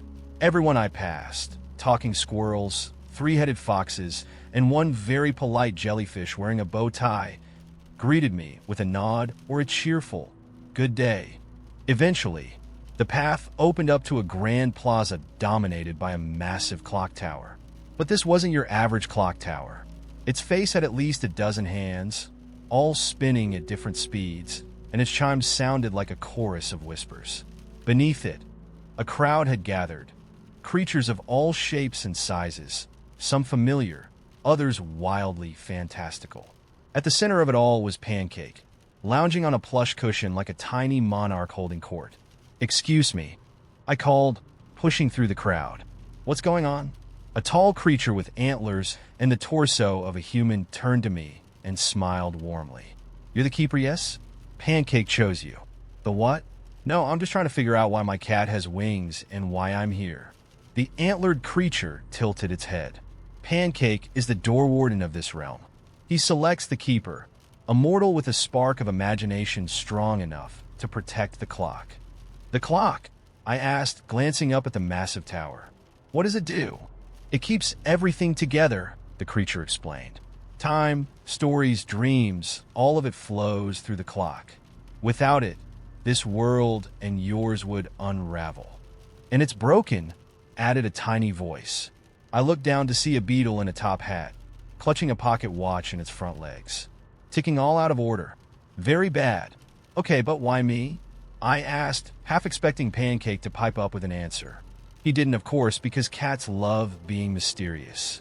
"You were chosen because you're imaginative, curious, and stubborn enough not to give up," the antlered creature said. "Also, Pancake seems to like you." I shot my winged cat a look. He licked his paw, unimpressed. "So, what do I have to do?" I asked. The beetle handed me a small, glowing gear. "Find where this fits. The clock is alive in its own way. It will guide you." "Alive? Guide me?" "That's not." But before I could finish my sentence, the crowd parted, and the path to the clock tower opened up. The hands on its face spun faster, the whispers from its chimes growing louder, almost insistent. Pancake fluttered up to perch on my shoulder, his weight a surprisingly comforting reminder that I wasn't alone in this bizarre adventure. As I climbed the spiral staircase inside the tower, the walls seemed to shift and shimmer, showing fragments of memories. Not just mine, but others too. A child's laughter, a soldier saying goodbye, a painter staring at a blank canvas. It was overwhelming, but strangely beautiful. At the top, I found the heart of the clock, a massive, intricate mechanism of interlocking gears, each one turning in sync with a rhythm I couldn't quite hear. Except, it wasn't in sync. One gear was missing, and the whole thing shuddered and groaned, as though it was struggling to hold itself together. "Here goes nothing," I whispered, holding up the glowing gear. Pancake nuzzled my ear, which I took as a sign of approval. The moment I slotted the gear into place, the entire tower lit up. The clock began to hum, its hands aligning into a perfect, steady rhythm. The memories on the walls faded, replaced by a soft, golden light. I could feel the world settling, as if a tension I hadn't even noticed was finally easing. When I descended, the plaza erupted in cheers. The antlered creature clapped, the beetle doffed its hat, and Pancake, well, he yawned and stretched, clearly unimpressed by my heroics. Before I could ask what happened next, the green door reappeared. The antlered creature nodded toward it. "Your realm awaits, Keeper. But remember, the clock is always watching.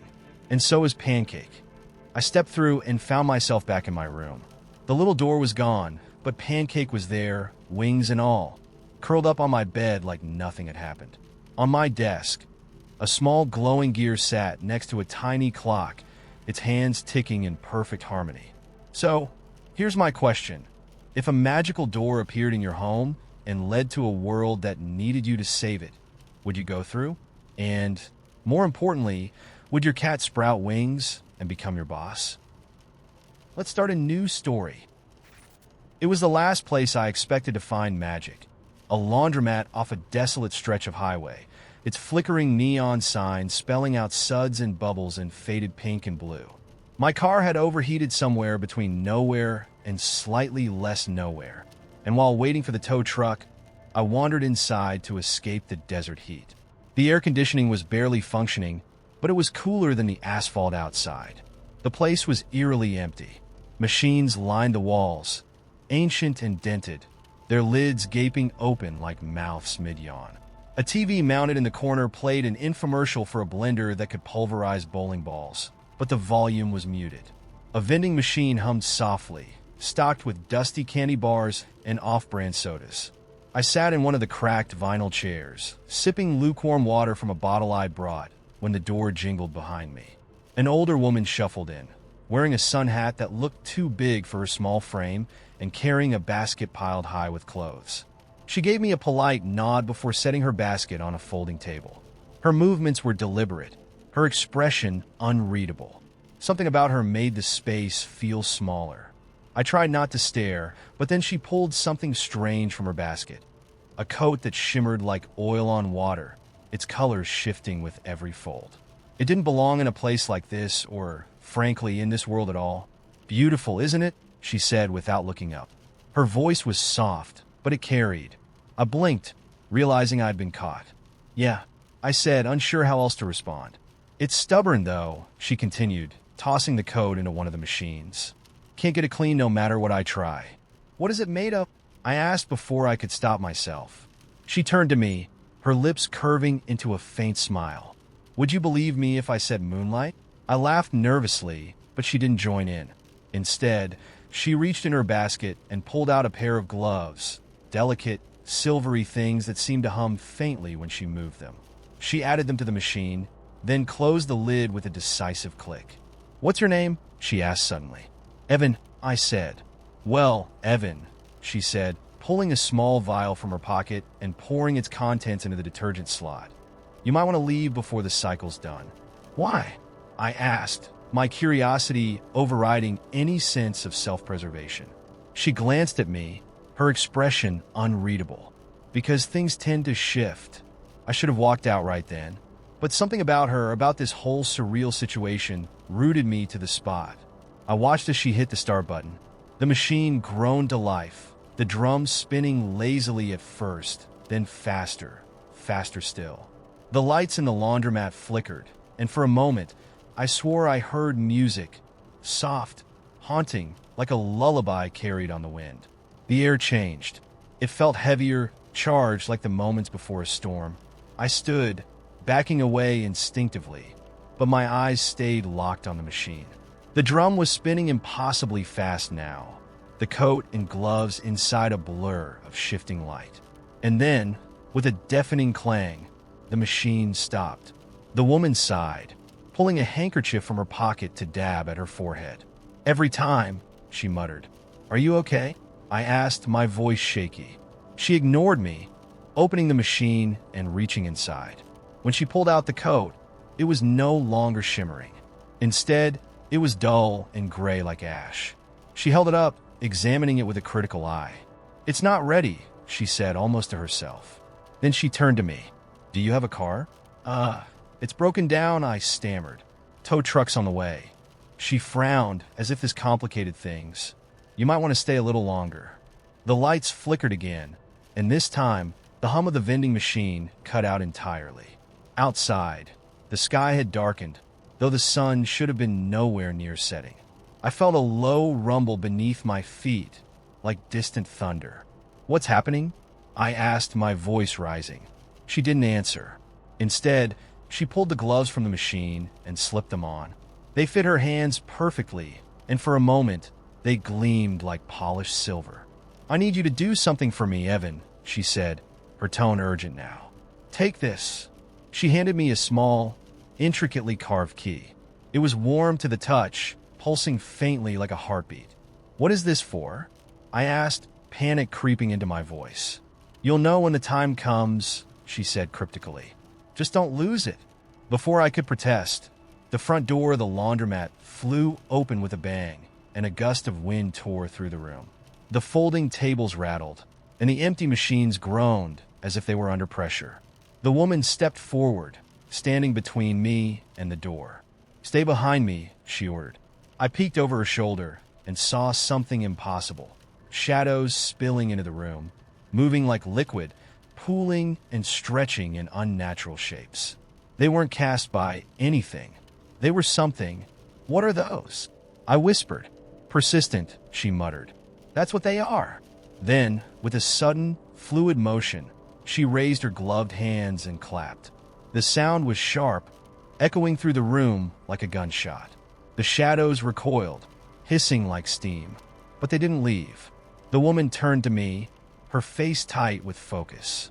"Whatever happens, don't let go of the key." And then she stepped forward into the swirling mass of shadows. The last thing I saw before the door slammed shut was the flash of her gloves, bright as lightning. When I opened my eyes, the laundromat was empty. The lights were steady, the vending machine humming again. There was no sign of the woman, the coat, or the shadows. The tow truck arrived an hour later. The driver found me sitting outside, clutching the key like my life depended on it. I still have it tucked away in a drawer. I don't know what it opens, or if I'll ever need it, but sometimes, late at night, I think I hear the faint hum of a washing machine spinning somewhere far away. Have you ever stumbled into something that felt like a crack in reality? Like you were only seeing a sliver of a much bigger, stranger world? Let's start a new story. Last Thursday, as I sat in my car outside a hardware store, waiting for curbside pickup, I had a strange epiphany. I realized I was essentially recreating the experience of a medieval merchant. Think about it. I clicked a few buttons, requested my wares, and now sat in my metal chariot, waiting for the shopkeep to deliver the goods. All I was missing was a coin pouch to toss in their general direction. It was both ridiculous and oddly poetic. In our quest for modern convenience, we've looped all the way back to pre-industrial barter, just with Wi-Fi and a better soundtrack. The thought spiraled from there. Modern life, I decided, is basically a remix of history, except we've swapped swords for smartphones and added a generous sprinkle of absurdity. Take our obsession with tracking things, steps, calories, sleep cycles, moods. We've essentially brought back the meticulous record-keeping of ancient monks, except instead of transcribing holy text by candlelight, we're uploading graphs about how many REM cycles we had on Tuesday. My smartwatch buzzed at that exact moment to tell me I was 400 steps away from my daily goal, and I couldn't help but laugh. "Thanks, brother Fitbit," I muttered. But honestly, the remix works. We've taken ancient practices and made them ridiculous in ways that feel oddly human. Consider meal prep, a practice straight out of the dawn of agriculture when people stored grain to survive the winter. Now it's a Sunday ritual where we batch cook quinoa bowls, line them up in color-coded containers, and post the results on Instagram with captions like #mealprepgoals. I'm pretty sure Neolithic farmers didn't stop to arrange their wheat artfully, but then again, they didn't have the kind of peer pressure that comes from 300 likes. Speaking of Instagram, have you noticed how we've reinvented rituals of status and storytelling? Ancient civilizations built pyramids to prove they were important. We create digital monuments instead, perfectly curated photo grids, viral TikToks, and influencer partnerships with brands that sell matcha lattes. My personal favorite is the rise of the photo dump, where people share a chaotic assortment of images, a blurry sunset, a half-eaten burger, a selfie with a questionable filter, and call it life lately. It's as if we've collectively agreed that authenticity is now a carefully curated mess. Then there's our approach to work, which has gone from industrial revolution regimentation to whatever this is. We glorify the idea of the grind while simultaneously idolizing quiet quitting. We log into meetings from the couch, wearing business shirts over pajama bottoms, and call it professionalism. My co-worker's cat once strolled into a Zoom call, knocked over her coffee, and licked the keyboard, and no one even blinked. If anything, we applauded. It was peak modern work culture, chaotic but somehow functional. And let's not ignore how we've rebranded basic chores. Vacuuming used to be a thankless task. Now it's gamified by a robot named Roomba, which cheerfully hums around the house like it's training for the Olympics. Laundry? That's no longer about cleaning clothes. It's an existential debate about how long you can leave a finished load in the dryer before you're legally obligated to call it storage. We're not just doing tasks anymore. We're narrating them like they're part of a Netflix miniseries titled Domestic Adventures, The Procrastination Chronicles. The wildest thing, though, is how we've made space for absurdity in the everyday. We don't just drink coffee anymore. We turn it into an event. From Dalgona whipped coffee to oat milk lattes poured with the precision of a Renaissance artist, the act of caffeination has become performance art. I recently watched a barista draw a swan in someone's cappuccino foam, and instead of thinking, That's impractical. I found myself taking a picture. Later, I posted it with the caption, "This bird gave me life today." Who even am I? What really strikes me, though, is how modern life is a constant blend of the profound and the silly. We use dating apps to find love, an endeavor as ancient as humanity itself, but swipe through people like their menu options, debating whether a bio about loving dogs and hating pineapple on pizza is red flag territory. We order food delivery not because we're too busy to cook, but because the sheer effort of deciding what to cook feels insurmountable.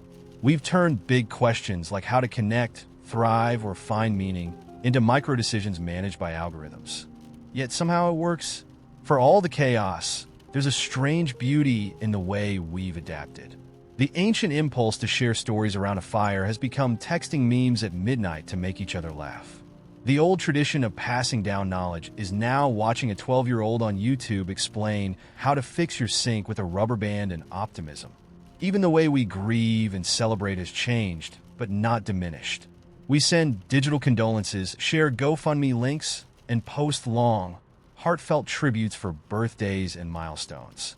The medium has shifted, but the heart remains. And you know what? That's what I love about the remix we're living. It's messy and overwhelming and occasionally hilarious, but it's also deeply human. We're still trying to figure out what it means to live well, love deeply, and laugh often. We just happen to be doing it with drones, emojis, and artisanal sourdough. So now I'm curious, what's your favorite part of this remix? Is it the small absurdities, like the way everyone suddenly became a bread baker during the pandemic? Or is it the surprising moments of connection, like bonding with a stranger online over a shared love of obscure 80s sitcoms? Tell me what makes you stop, smile, and think, this is ridiculous, but I wouldn't change it. Let's start a new story. Not a particularly beautiful one, either. Just a soggy, mud-speckled thing clinging stubbornly to the sole of my shoe as I trudged up the stairs to my apartment. I noticed it as I fumbled for my keys, that awkward moment where you're juggling a takeout bag, your phone, and a jacket you shouldn't have brought because it's been 67 degrees all day. The leaf was crusted against the rubber of my sneaker, like it had no intention of leaving. A reluctant hitchhiker. Of course, I muttered, kicking my heel against the door frame to shake it loose. But the thing wouldn't budge. A deep sigh later, I bent down, peeled it off with the grimace of someone handling a wet sponge, and stared at it. It wasn't even a whole leaf. It was half a leaf, a jagged brown scrap with veins like miniature rivers, curling in at the edges like it was trying to hide itself. For reasons I still can't explain, I didn't toss it aside. Instead, I brought it in with me, dropping it on the counter next to my keys. I think I told myself it was because the trash can was closer than the hallway, but the truth was, I kind of felt bad for it. The thought hit me like a slow-moving freight train as I unpacked my takeout. I just rescued a piece of trash, a completely insignificant object that no one would ever care about, not even a dedicated recycler. And yet, there it was, sitting next to my keys, looking oddly dignified in its decrepitude. I don't know what possessed me to do what I did next, but before I even sat down to eat, I grabbed an old shoebox from my closet. I lined it with a paper towel to absorb the sogginess. What was I, a monster? And laid the leaf gently inside like it was some kind of artifact. And then I forgot about it. Well, not completely. It's hard to forget something that weird. But life kept moving, and I figured the whole leaf thing would fade into the ever-growing pile of quirky nonsense I've done that lives rent-free in my brain. Until it didn't. A few weeks later, I was cleaning out my closet and found the shoebox again. I opened it out of sheer curiosity, expecting a crumbly brown mess. Instead, the leaf had dried into something entirely new. Its color had deepened to this rich, burnt amber, and the edges, once limp and sad, had curled into delicate architectural curves. It looked beautiful. I stared at it for a long time, feeling something I couldn't quite name. That night, I put the leaf in a little frame. Not because I thought it deserved to be displayed, but because it felt like the right thing to do. And then, once it was framed, I hung it on the wall by my desk. It's still there now. Here's the thing, it's not just a leaf anymore. It's become a kind of shorthand for everything I've been learning about how I move through the world. That leaf taught me something I didn't know I needed to learn, that sometimes the act of noticing is the thing that matters. Noticing the small, the overlooked, the thing that everyone else has decided isn't worth attention. Since then, I've started noticing other leaves in my life. The little notes my mom slips into birthday cards. The way the sunlight hits my bookshelf at 3 p.m. The old Polaroid of my college roommate I thought I'd lost. These things aren't big or flashy or important in the grand sense of the word, but they're mine. They remind me to pay attention. So now I wonder, what are the leaves in your life? The things you've picked up without even realizing why, only to discover they mean more than you thought? Tell me about them. Who knows? Let's start a new story. When I woke up, I was floating, not in water, but in a medium that felt alive. It was soft and buoyant, humming faintly against my skin, like the inside of a song I didn't know the words to. Around me was darkness, but not an oppressive one. More like the comfortable kind you find under a blanket as a kid, imagining shapes in the shadows. Above me, pinpoints of light blinked in and out of existence, forming constellations that rearranged themselves the moment I thought I understood their patterns. A soft voice murmured, just on the edge of hearing. "You're early," it said, amused. "But that's all right. They usually are." "Who's they?" I asked, my voice surprisingly steady. I wasn't panicked, just curious. "Everyone," the voice replied. "Everyone who finds their way here before they're ready." "Where is here?" There was a pause, as though it was considering how best to explain. Then, with a shimmer, the space around me shifted. The darkness receded, and I was standing on what looked like a shoreline, except the ocean wasn't water. It was made of reflections. When I looked closer, I realized the reflections weren't random. They were pieces of lives, snippets of birthdays, breakups, stolen glances, and tearful confessions, rippling together in a chaotic, endless dance. "This," the voice said, now coming from somewhere beside me, "is the archive of almost." I turned to see a figure standing there. It wasn't a person, exactly. Its form was fluid, shifting between shapes with each passing second. One moment it was a tall woman in a flowing robe. The next, a creature made of ink and smoke. Its presence was both familiar and alien, like déjà vu given form. "Almost," I repeated. "Almost what?" "Everything," it said simply. "Almost choices. Almost chances. Almost lives. Every moment that could have been but wasn't. They all end up here." I stared at the shimmering ocean, captivated. "All of them. Every single one," it said, stepping closer to the shore. "Every missed opportunity, every path not taken. They leave behind echoes, and those echoes collect here." I watched as the surface rippled, showing glimpses of a world where I'd become a painter, another where I'd never left my hometown, and another still where I was arguing with someone I didn't recognize, but felt like I should. The images flickered faster and faster, blurring into one another until I had to look away. "It's overwhelming at first," the figure said, its tone gentle. "But you'll get used to it." I turned back to it. "Why am I here? I didn't mean to come." It tilted its head, its shape flickering again. "No one ever means to. But you found a crack, and here you are." "Can I leave?" "Of course. But before you go, you're allowed one thing." It gestured to the ocean. "A glimpse." "A glimpse of what?" "An almost. One that belongs to you. A life you didn't live, but could have. Choose wisely, though. You'll only get one." I hesitated, looking back at the ocean.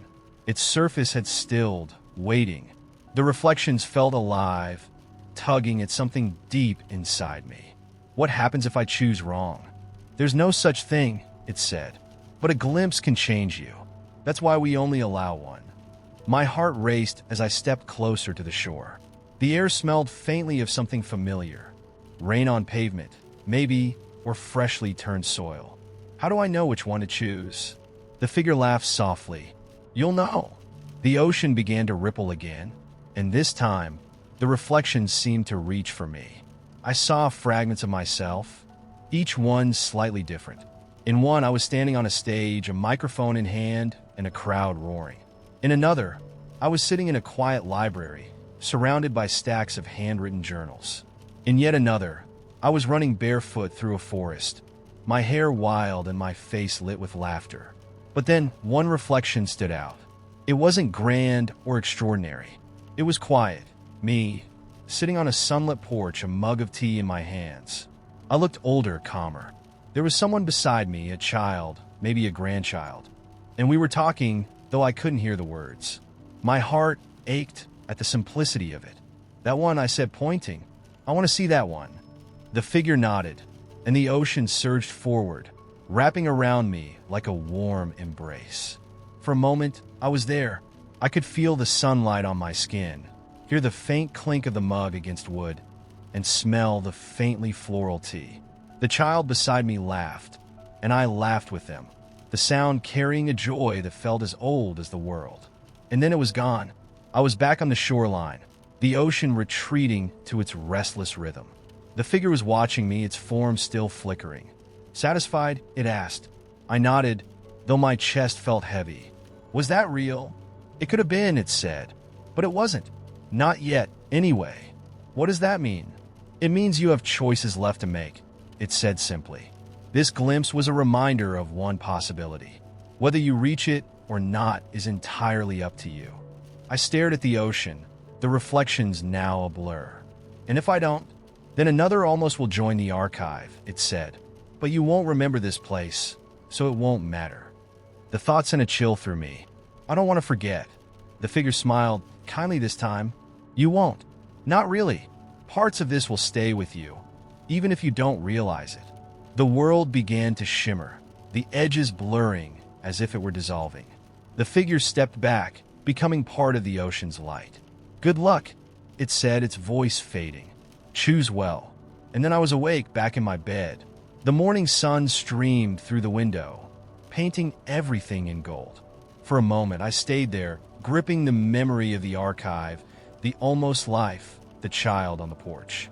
I didn't know if I'd ever reach it, but for the first time in a long time, I wanted to try. If you were offered a glimpse of an almost, would you take it? And if you did, what would you choose?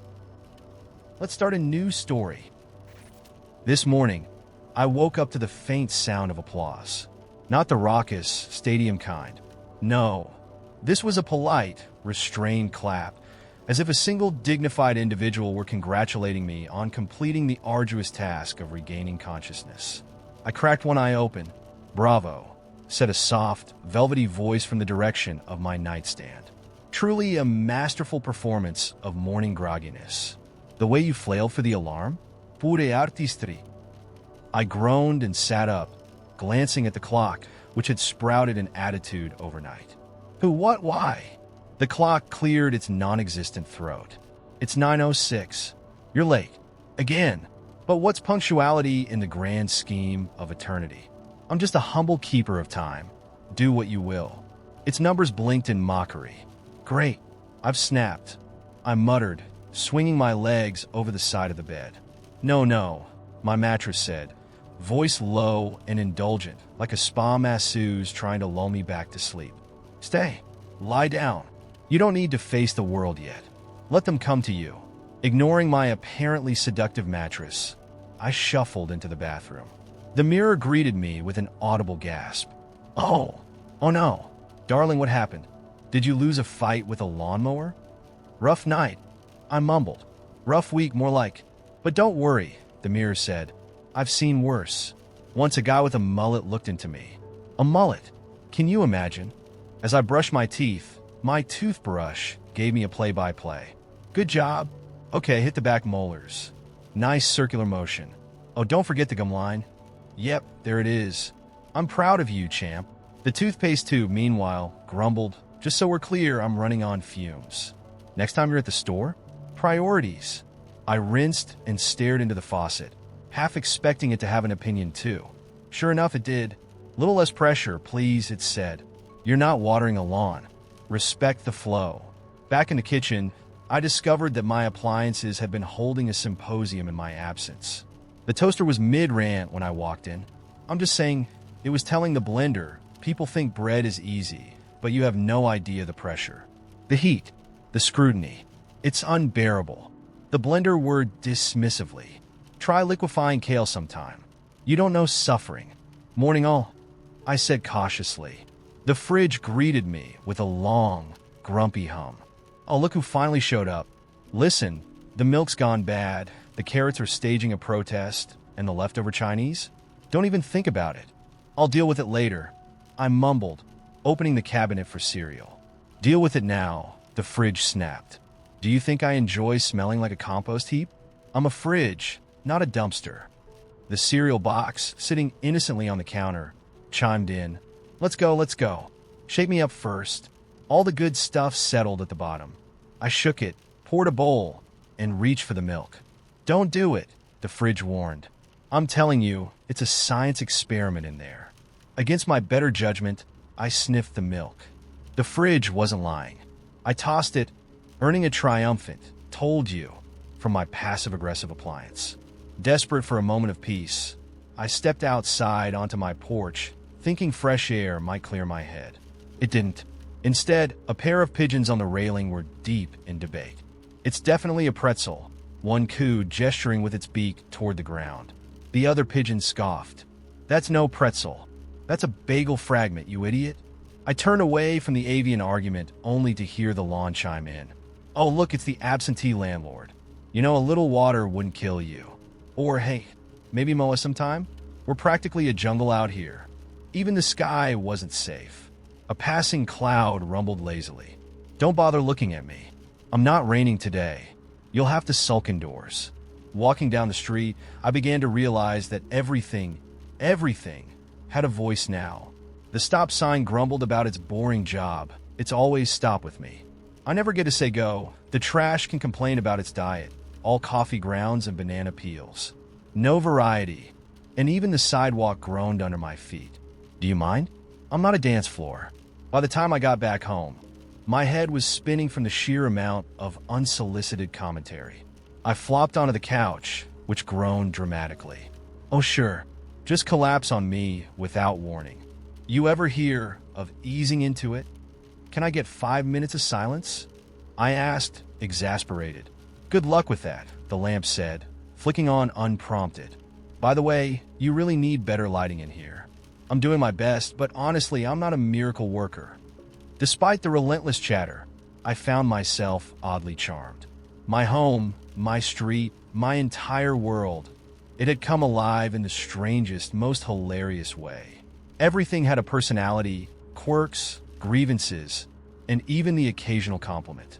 Sure, the fridge was a diva, and my toaster had a persecution complex, but it was kind of nice. Like I'd been unknowingly surrounded by characters waiting to tell their stories. So here's my question. If this happened to you, would you embrace the madness? Or would you just buy earplugs and hope for the best? Let's start a new story. The moment the train screeched into the station, I knew I'd missed my stop. Again, I was staring out the window, caught up in the way the city's lights blurred against the dark, when the muffled announcement cut through my thoughts. This wasn't 12th Street. It was somewhere I didn't recognize. Frustrated, I sighed and grabbed my bag, ready to retrace my steps. But as I stepped off the train onto the empty platform, the air felt charged, as if something unusual was waiting for me just beyond the shadows. I had barely started toward the escalator when I heard it, a faint, lilting tune that didn't belong in a subway station. It wasn't a busker's typical guitar or violin, but a sound that was strangely magnetic, like wind chimes crossed with a music box. Curiosity tugged at me. I followed the sound, weaving through the deserted station. As I rounded a corner, I found her, a woman sitting cross-legged on the cold tiles, surrounded by glass jars. Each jar glowed faintly, like they'd caught bits of moonlight. She didn't notice me at first, too absorbed in her work. Her fingers danced over the tops of the jars, coaxing the eerie music from them like she was playing an invisible harp. Her hair was a dark, tumbling mess, streaked with strands of silver that caught the light, though her face was youthful. "Are you lost?" she asked suddenly, not looking up. Her voice startled me, soft but sharp, like she was used to catching people off guard. I admitted, missed my stop. She looked up then, her eyes catching mine. They were green, Not the soft green of grass or leaves, but the kind of green that felt alive, like it could grow vines right through you. Funny thing about trains, she said, tilting her head. They always take you somewhere, even when you don't know where you're going. I chuckled nervously. Yeah, well, I was supposed to be going home. She raised an eyebrow. And yet, here you are. I should have walked away. Normal people don't linger in subway stations with mysterious women surrounded by glowing jars. But something about her felt gravitational, pulling me closer despite every logical instinct. What are those? I asked, nodding toward the jars. Memories, she said, as if it were obvious. I blinked. Memories? Yes. She picked up one of the jars, holding it out to me. Inside, a faint swirl of light moved like smoke. Want to see? I hesitated, then nodded. She unscrewed the lid, and the light poured out. Not upward, but outward, surrounding us in an instant. Suddenly, I was standing on a beach at sunset. The air was warm, the waves lapping gently at the shore. A small child ran past me, laughing as they chased a kite. I turned and saw a man and woman sitting on a blanket, their heads close as they shared a secret. I didn't know them, but the scene filled me with a strange ache, like remembering something I'd forgotten long ago. Before I could say anything, the light snapped back into the jar, and I was back in the subway station. What was that? I stammered. A good memory, she said simply, screwing the lid back on. You mean someone's memory? She nodded. People leave pieces of themselves everywhere. Sometimes they don't even know they're doing it. I just collect them. Why? She shrugged. Why do people collect stamps? Or coins? Some things are too beautiful to leave behind. I didn't know what to say. The whole situation felt surreal, like I'd wandered into a dream and was too scared to pinch myself awake. Want to try? She asked, pushing a jar toward me. Try what? Your memory. I stared at the jar. Its glow was faint, barely there, but it pulsed gently, like it was alive. I don't think I have any memories worth keeping, I said, half joking. She smirked. Everyone thinks that. They're always wrong. Before I could protest, she took the jar, unscrewed the lid, and placed it in my hands. The light poured out, just like before, wrapping around me until the station disappeared. I was 8 years old, standing in the kitchen of my grandmother's house. She was singing, something soft and wordless, as she kneaded dough on the counter. I watched her hands move, strong, steady, covered in flour. She smiled at me, and the warmth of that smile filled the room like sunlight. When the memory ended, I was back in the station, the jar in my hands. See, she said, worth keeping. I looked at her, then at the jar. Can I take it with me? She shook her head. Memories don't belong to anyone. You can visit them, but you can't keep them. I didn't know what to say, so I just nodded, placing the jar gently back on the ground. As I straightened up, the sound of an approaching train echoed through the station. Looks like your ride's here, she said, gathering her jars into a weathered bag. Wait, I said. Will I see you again? She smiled, a crooked, mysterious smile. That depends. Will you miss your stop again? Before I could respond, she turned and disappeared down a shadowed hallway, the faint glow of her jars fading with her. When I boarded the train, I felt lighter somehow, like she'd left something behind in me, even though I'd walked away empty-handed. And as the train carried me back toward the familiar, I couldn't help but wonder if maybe, just maybe, I'd ended up exactly where I was supposed to be.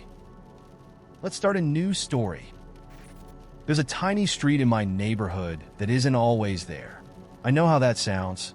Believe me, I've tried to convince myself I imagined it, but I didn't. It's real.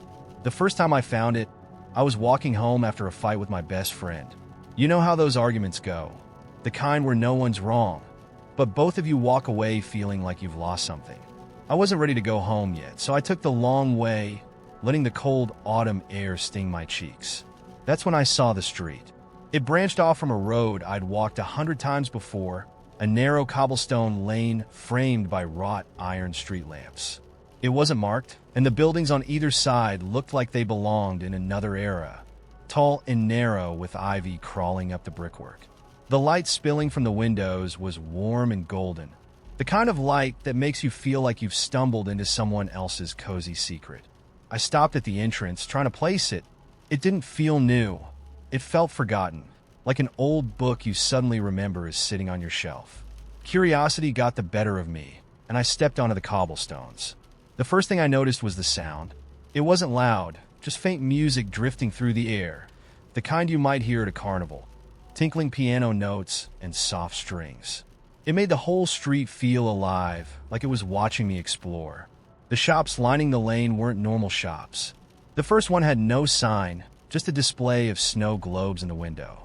They were unlike any snow globes I'd ever seen. One held a tiny forest with snow falling so gently I could swear the trees were swaying in the breeze. Another showed a glowing cityscape at dusk, lights blinking on one by one as I watched. I pressed my face closer to the glass, trying to make out the details, when a voice behind me said, "They're not for sale." I spun around. A man stood in the doorway, tall and thin, with a long coat that brushed the cobblestones. His hair was dark and messy, but his eyes were silver, as if someone had melted the moon and poured it into his sockets. He wasn't smiling, but he didn't look unkind. "Not for sale?" I asked, stepping back instinctively. "Not to you," he said, his voice low and calm. "Then who are they for?" He tilted his head, as if considering the question. "The ones who need them." I didn't know what to say to that, so I nodded and kept walking. The street stretched on, winding gently like it didn't want to hurry me. Each shop I passed was stranger than the last. One sold clocks that didn't keep time, but seemed to mark something else entirely. Another had shelves of bottled laughter, soft giggles, deep belly laughs, even the wheezy kind that makes you cry. At the end of the street was a small cafe. Its sign read "The Last Cup" in delicate script, and the door was slightly ajar. A bell jingled softly as I pushed it open. The cafe was empty, except for a single table in the center of the room. On the table was a teapot, steaming gently, and 2 cups. I stepped inside, the air warm and heavy with the scent of cinnamon and vanilla. "You're late," said a voice. I turned to see a woman sitting in the corner, almost hidden by shadows. She was older, with sharp eyes and hair that seemed to shimmer between gray and gold. She gestured for me to sit, and before I could think, I obeyed. "Who are you?" I asked. "That's not the question," she said, pouring tea into the cups. "What's the question, then?"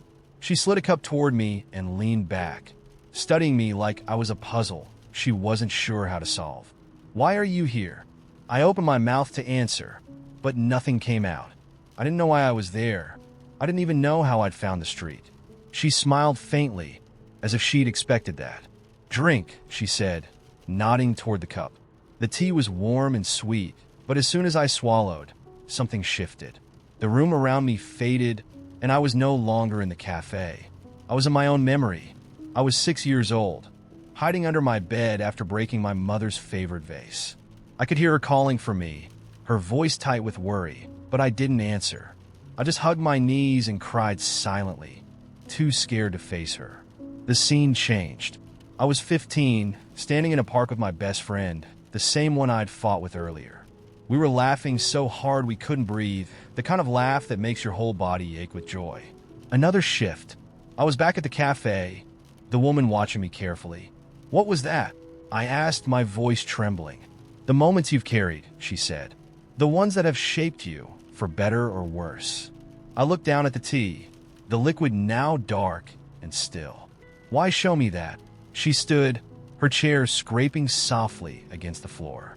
"Because every choice you've made has brought you here. To this street, to this table, to this cup." I wanted to ask her what she meant, but the air around me began to shimmer, the room dissolving like a painting left out in the rain. I blinked, and I was back at the entrance to the street. The music was gone, the cobblestones slick with rain that hadn't been there before. The buildings were dark, their windows empty. I turned to look for the street sign, but it was gone. Just an ordinary road stretched before me, as if the lane had never existed. In my pocket, I felt something cool and smooth. I pulled it out and found a small snow globe, no bigger than a plum. Inside was a miniature version of the cafe, the light inside glowing faintly. I'll try to find the street again, but I never have.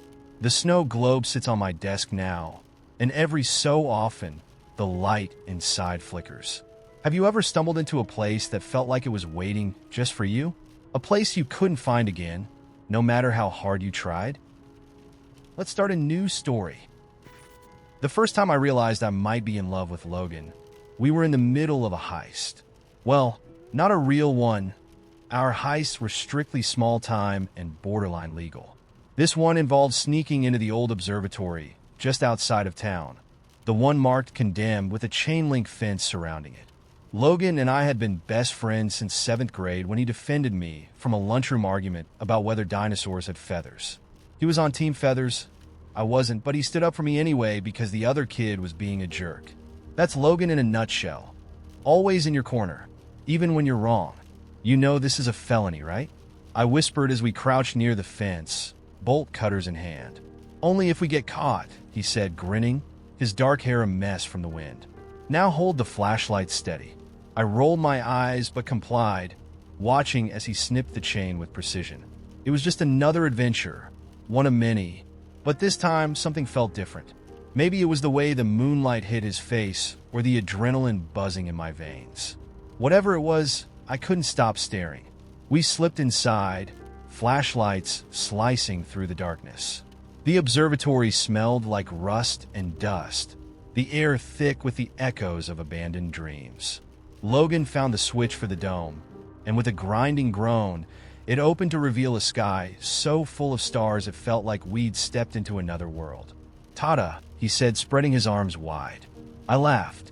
"You act like you built the universe yourself." "Maybe I did. You don't know my life." We climbed up to the old telescope, Logan talking the entire time about constellations and light years and the speed of stars. He was always like this, restless, brilliant, brimming with useless facts that somehow made the world feel bigger. "Look," he said, motioning me over to the eyepiece. I leaned in, adjusting the focus until the sky sharpened into clarity. A cluster of stars burned bright, their light reaching across centuries to meet my gaze. It was beautiful, but all I could think about was how close Logan was standing. His shoulder brushed mine, warm and steady, grounding me even as my thoughts spun out of control. "You see it?" he asked, his voice low. I nodded, but I wasn't looking at the stars anymore.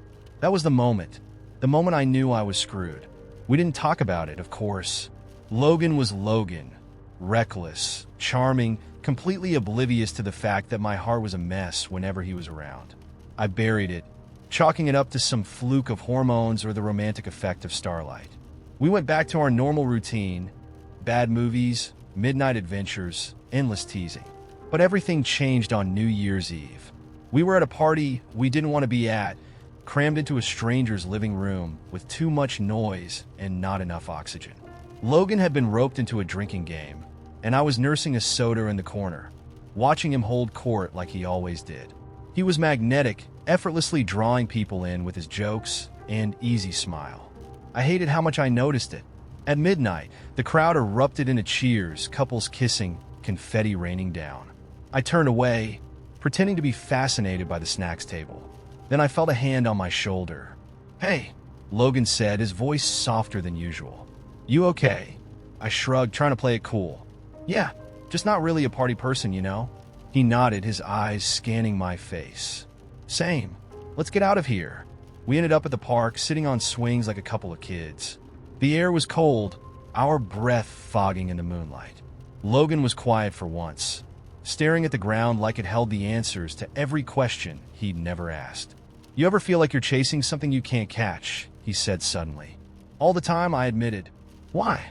He looked at me then, his eyes darker than the sky above. "Because sometimes I think I'm the thing you're chasing." The world stopped.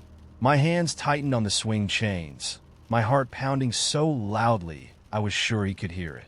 "Logan," I began, but he cut me off. "I'm serious," he said, his voice raw. "You've been acting weird lately. Distant. And I don't know if it's because I did something or if it's something else." I couldn't lie to him. "Not anymore. It's not you," I said, my voice barely above a whisper. "It's me." His brow furrowed. "Okay, but that's the worst line ever. Be more specific." I laughed, the sound shaky. "I like you. Like you. and I didn't know how to tell you without ruining everything. For a moment, he just stared at me, his expression unreadable. Then, to my complete shock, he smiled. "You're an idiot." "Wow. Thanks," I said, my face burning. "Let me finish," he said, leaning forward. "You're an idiot for thinking this would ruin anything. Because, spoiler alert, I like you too." The relief was overwhelming, like coming up for air after being underwater for too long. "Really?" "Yeah," he said, grinning. "Really? Now can we stop being awkward and just kiss already?" So we did. It wasn't perfect, his nose bumped mine, and we both laughed halfway through, but it felt right in a way I couldn't explain. That night, sitting under the stars with Logan, I realized something. Love isn't about grand gestures or perfect timing. It's about finding someone who makes the chaos of the world feel like an adventure. And with Logan, every moment was an adventure waiting to happen. Let's start a new story. It began on the quietest day of the year. The air was heavy, the kind of stillness that presses against your ears until you start listening for things that aren't there. People were hurrying inside, shutters closing, as if the silence had made them uneasy. I wasn't sure why I stayed out. The streets were abandoned except for me, my breath visible in the cool twilight. And then, the bell rang.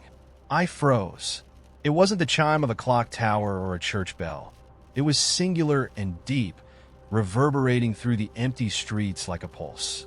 It came from nowhere and everywhere at once, echoing in a way that made me feel as if the entire world had shifted an inch to the left. Instinct said to go home, but curiosity dragged me forward. The sound led me to the end of a street I didn't recognize. It's strange.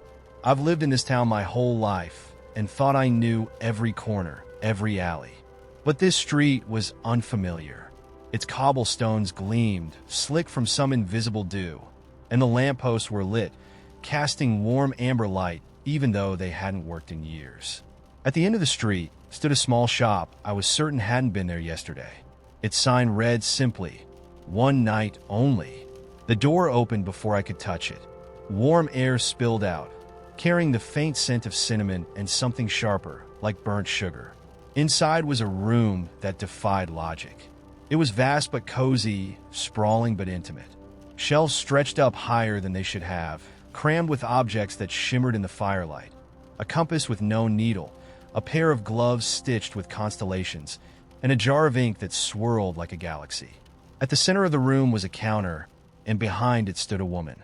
She looked older than time itself, her silver hair coiled in a braid that cascaded like a river. Her eyes, though, were sharp and bright, flickering with a restless energy that made me feel like she could see everything I'd ever done, every secret I thought I'd hidden. "You're late," she said, her voice rich and layered, like the echo of many voices all speaking at once. I started, but she held up a hand. "There's no time for explanations," she said. "We have to begin." She reached under the counter and placed an object in front of me. It was a key, but not like any I'd ever seen. Its teeth were jagged, spiraling inward, and the metal seemed to shift colors when I tilted it. As I stared, I realized it wasn't just a key. It was a map, the grooves etched into it forming rivers, mountains, and paths that seemed to move, shifting as if alive. "Take it," she said, pushing it toward me. "You'll need it." "For what?"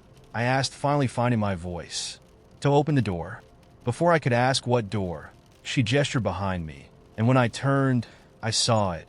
A massive door carved from a dark wood that gleamed like obsidian. I hadn't noticed it when I walked in, but now it loomed, its surface covered in symbols that pulsed faintly, as if they were breathing. "I didn't come here for this," I said, panic creeping into my voice.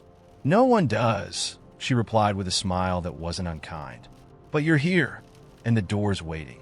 The key was warm in my hand, humming faintly as I stepped toward the door. The woman didn't follow. She only watched, her gaze steady. My heart pounded as I slid the key into the lock, which swallowed it like it had been waiting forever. The door opened with a soft click, and the world beyond was impossible. It wasn't another room. It wasn't even another place. It was all places. Colors I couldn't name stretched across the horizon. unfolding into shapes that refused to stay still. The ground beneath me rippled like water, though it held firm under my feet. Stars hung low enough to touch, and the air was alive with a sound that wasn't quite music but wasn't quite noise either. I stepped through, and the door closed behind me with a finality that made my stomach drop. I turned, but the shop was gone. The woman, the shelves, the street. All of it had disappeared, replaced by the infinite expanse of this, wherever this was. "Welcome," said a voice. I spun around to see a figure standing a few feet away. They were undefined, their forms shifting like smoke. One moment they had arms, the next wings, the next nothing at all. Their voice, however, was steady and clear. "You've crossed the threshold," they said. "Now the story begins." "What story?" I asked, though I already knew the answer wouldn't satisfy me. "Yours," they replied simply. "You've stepped into the between, the space where endings and beginnings meet. Everything you've done has led you here. Everything you will do begins here." I opened my mouth to protest, to ask what they meant, but they raised a hand, or at least what resembled a hand, and the key in my pocket hummed again. When I pulled it out, its surface was glowing, the map on its face now sharp and clear. There were paths, dozens of them, each leading in a different direction, and I could feel the weight of each one, heavy with possibility. "Choose wisely," the figure said. "Or don't. Either way, you will find what you're meant to." I didn't know what that meant, but something in the between shifted, and I understood that there was no going back. Not really. I took a step forward, the key warm in my hand, and the world folded open before me. Paths stretched out in every direction, and as I began to walk, I realized the hum wasn't coming from the key anymore. It was coming from me. Have you ever felt like the world was offering you a choice that wasn't a choice at all, but a call? Something ancient and alive, asking you to step forward into the unknown? If you heard it, would you answer? Let's start a new story. It began with a pen, a cheap, clicky plastic pen, the kind that office supply stores sell by the box and nobody remembers buying. I found it in the corner of my apartment one Thursday evening, wedged between the couch and the wall like a forgotten treasure. Normally, I wouldn't think twice about something like that, but this pen was different. It didn't belong to me.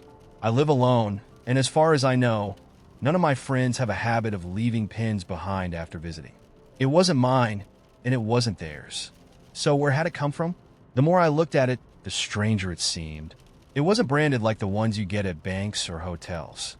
It was completely black, smooth, and unmarked except for a tiny, barely visible engraving on the clip. For you.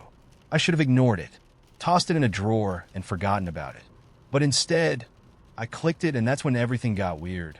The moment the tip popped out, my television turned on by itself.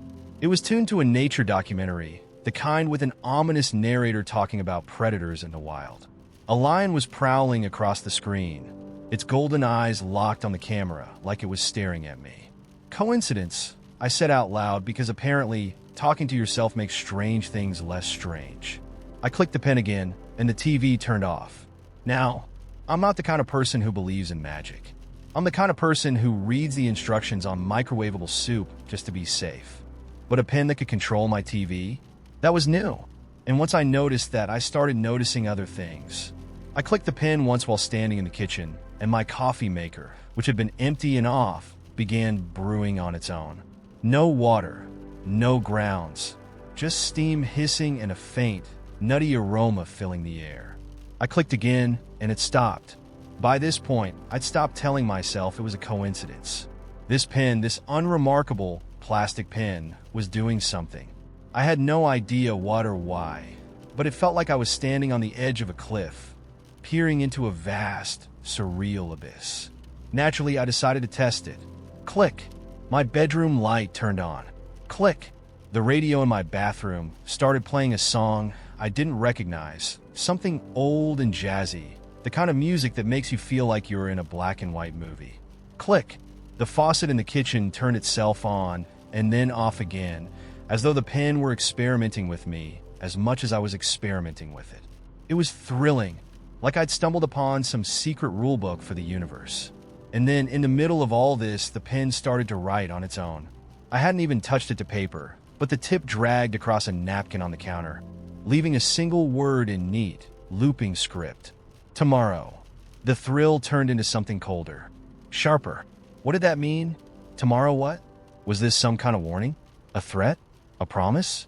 I stared at the napkin for what felt like hours before stuffing it into my pocket and shoving the pen into a drawer, slamming it shut like I was trying to trap a ghost. That night, I barely slept. Every creak of the floorboards or hum of the refrigerator felt like a message I couldn't decipher. When morning came, I half expected to wake up and find the pen gone, the way mysterious objects tend to vanish in the stories you hear. But no, it was still there, sitting innocently in the drawer, as though it hadn't turned my apartment into a playground for the unexplained. I debated ignoring it, just leaving it there forever. But eventually, curiosity won.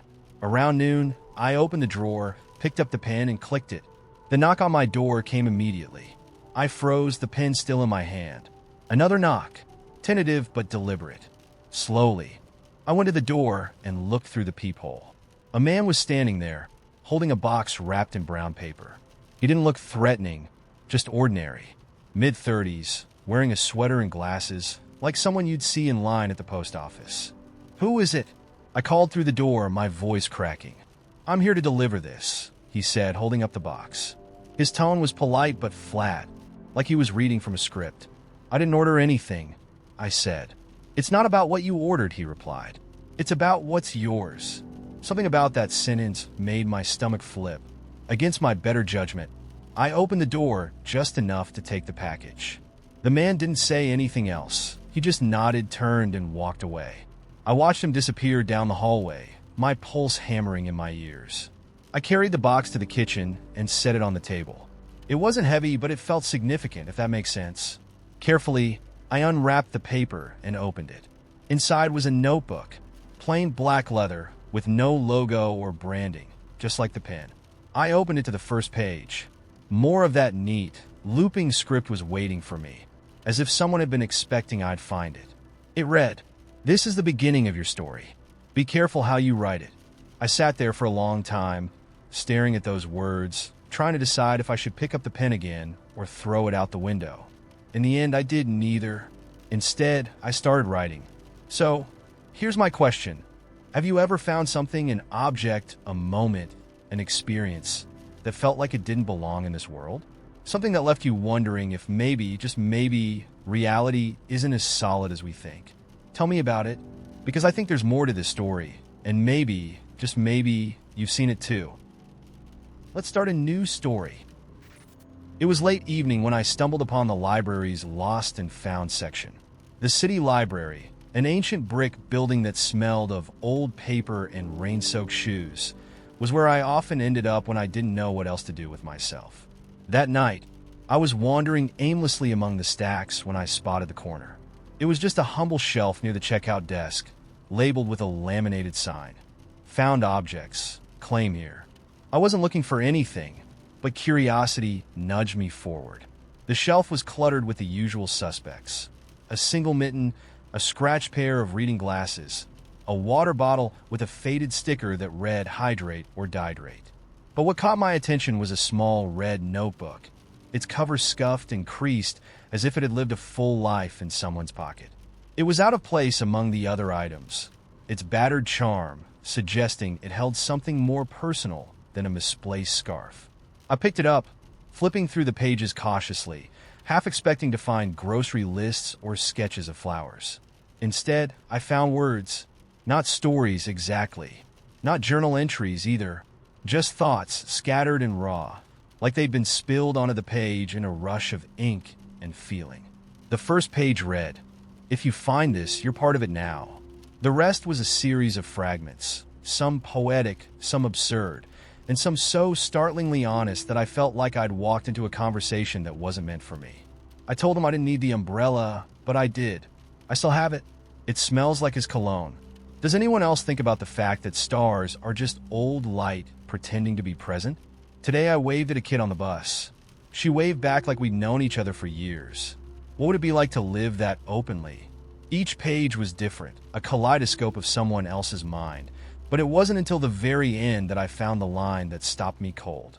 Sometimes I leave pieces of myself behind to see if anyone will notice. I closed the notebook and stared at the shelf of lost things. The mitten, the water bottle, the notebook.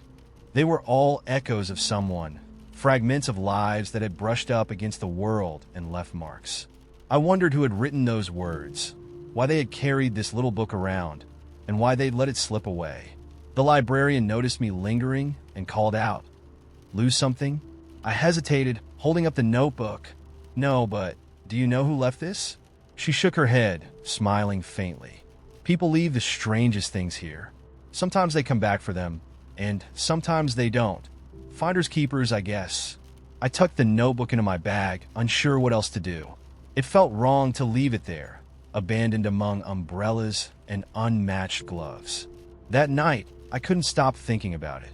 The idea of someone deliberately scattering parts of themselves like breadcrumbs through the forest. I started flipping through the notebook again, this time paying closer attention to the handwriting, the way the pen ink had bled through the pages. It wasn't polished or perfect. It was alive, inspired, or maybe possessed. I grabbed my own notebook and began to write, not like I usually did, trying to shape things into a story, but like I was throwing my own fragments into the universe. Half thoughts, questions, fears I hadn't said aloud. I wrote until my hand cramped, and then I stopped and stared at the mess I'd made. The next day, I found myself at a coffee shop, the kind with communal tables and a take a book, leave a book shelf. The notebook felt heavy in my bag, like it was waiting for me to decide. Finally, I pulled it out, hesitated for just a second, and slipped it onto the shelf between a well-worn copy of The Great Gatsby and a cookbook with a missing cover. I left quickly, my heart racing. But all day, I kept imagining someone finding it, flipping through the pages, wondering about the person who had left it behind. A week later, I went back to the coffee shop. The notebook was gone. In its place was a different one, this one a plain black journal with no label, no markings. I opened it, my breath catching as I realized it wasn't empty. The first page read, "To whoever found the red notebook, I understand. Here's mine." The pages were filled with someone else's fragments, their thoughts and fears and quiet hopes. It was messy and beautiful and utterly human. I added a line of my own before I left. What if we're all just stories waiting to be found? Since then, I've started leaving notebooks everywhere I go. I write pieces of myself into them, tuck them onto bookshelves, park benches, bus stops, and cafe tables. And every now and then, I find one waiting for me in return. So now I have to ask, have you ever found something unexpected, something that felt like it was left just for you? Or better yet, have you ever left something behind, hoping someone might pick it up and see the world a little differently? Let's start a new story. I was driving home late at night, taking the back roads to avoid traffic. It wasn't a route I used often, just a quiet stretch of two-lane blacktop cutting through endless fields. The kind of road where the only lights come from your headlights and the occasional dim glow of a distant farmhouse. I was halfway through the drive when I saw it, just off to the right where the fields sloped gently down into a hollow. The house was odd. It wasn't particularly large or ornate, but it stood out in a way I couldn't quite explain. Its walls were a pale, almost glowing white, and the roof seemed impossibly steep, like the whole structure was balancing on the edge of a dream. Lights flickered in the windows, soft, golden, and alive with movement, as though a party were happening inside. Except I knew this stretch of road. I'd driven it plenty of times, and I was certain there had never been a house there before. Curiosity pulled at me like a string. I slowed the car, peering out the passenger window at the strange building. My GPS, which had been dutifully guiding me home, chimed at that moment. Make a U-turn. The screen blinked, and for a split second, the map showed no road, no landmarks, just a gray void. A shiver ran through me. I pulled over, letting the engine idle as I stared at the house. The music reached me first, faint and distant, like someone was playing an old gramophone just for themselves. It was a waltz, haunting and bittersweet, each note drifting across the fields like mist. I should have driven away. Instead, I killed the engine and got out. The air felt different the moment my feet touched the ground. Thicker, heavier, like I'd stepped into another season entirely. The scent of damp earth and wildflowers wrapped around me, too strong for late October. The waltz grew louder as I crossed the field, and with every step, the house came into sharper focus. The walls weren't just white, they shimmered faintly, like frost under moonlight. The windows weren't just glowing. They were alive with shadowy figures dancing, spinning in time with the music. When I reached the front door, I hesitated. It was solid oak, old and weathered, but the brass knocker was polished to a mirror shine. I stared at my own reflection, distorted and ghostly, and suddenly felt ridiculous. Who knocks on the door of a house they know shouldn't exist? But before I could turn away, the door opened. A man stood on the threshold, dressed in a suit that belonged to another century. His face was sharp, his smile sharper, and his eyes were strange. They weren't unkind, but they held an intensity that pinned me in place. As though he could see the parts of me I kept hidden even from myself. "Welcome," he said, his voice low and smooth, as if he'd been expecting me. "You're just in time." "In time for what?" I asked, my voice smaller than I'd intended. "For the evening," he said simply, stepping aside to let me in. The interior of the house was nothing like I'd expected. It wasn't just beautiful, it was impossible. The ceiling arched higher than the house should have allowed, disappearing into a soft haze of starlight. The floors were polished obsidian, reflecting the golden glow of chandeliers that floated freely above the room. The shadows I'd seen through the windows were people, or at least they looked like people. Men and women in elegant, outdated clothing swirled across the floor, their faces obscured by elaborate masks. "What is this place?" I asked, my voice barely above a whisper. The man smiled again, his expression unreadable. "A refuge, a memory, a possibility. It's whatever you need it to be." "I don't understand." "You will." He gestured toward the crowd. "Join them." The waltz had changed now, slower and more deliberate, pulling at something deep inside me. Against all reason, I found myself stepping forward. No one seemed to notice me at first, the dancers locked in their own strange rhythm. But then a woman approached, her mask a delicate creation of silver leaves. She held out her hand, and though I hesitated, I took it. We danced. I'm not a dancer. I've stumbled my way through weddings and awkward dates, but this was different. My feet moved as though they knew the steps, and her movements guided me effortlessly through the room. She didn't speak, but her eyes met mine through the mask, and I felt an odd sense of familiarity, like I'd known her once in a life I couldn't remember. Around us, the room shifted. The walls seemed to stretch and ripple, and for a brief moment, I thought I saw fields of wildflowers, a vast ocean under a setting sun, a city skyline lit with 1,000 lanterns. Each glimpse felt like a place I had been or might one day go, but before I could make sense of it, the waltz ended, and the woman let go of my hand. "Wait," I said, but she was already fading into the crowd. The man from the doorway appeared beside me, as if summoned by my confusion. "It's time," he said, his tone softer now. "For what?" "To leave," he said, gesturing toward the door. "This place isn't meant to hold you." "But what is it?" I demanded. "Why am I here?" He tilted his head, studying me like I was a puzzle he was only partially interested in solving. A question for another time, perhaps. Before I could argue, I was outside again, the field stretching out before me under the empty black sky. The house was gone. No flickering lights, no faint music, just silence and the cold night air. I walked back to my car in a daze, half convinced I'd imagined the whole thing. But when I opened the driver's side door, something small and heavy fell onto the seat. It was a mask, silver leaves, delicate and impossibly real. I haven't driven that road since, but some nights, when the wind is just right, I swear I hear a waltz in the... Let's start a new story. The sky was impossibly blue, like something out of a forgotten painting. One of those images you're sure you've seen before, but never actually remember. I was walking down a street in a neighborhood I didn't quite recognize, though it felt familiar enough. The houses were small, each one meticulously manicured, their lawns dotted with sunflowers that seemed to bow gently toward the sidewalk. as if they were waiting for something. Or someone. I was holding a cup of coffee in my hand, its warmth a small comfort in the early morning chill. But it wasn't the kind of coffee that makes you feel alive. It was the kind you get when you're rushing through a mundane day, the kind you drink without much thought. There was nothing particularly extraordinary about this day, or so I thought. The street was peaceful, save for the soft rustling of leaves and the distant hum of a lawnmower.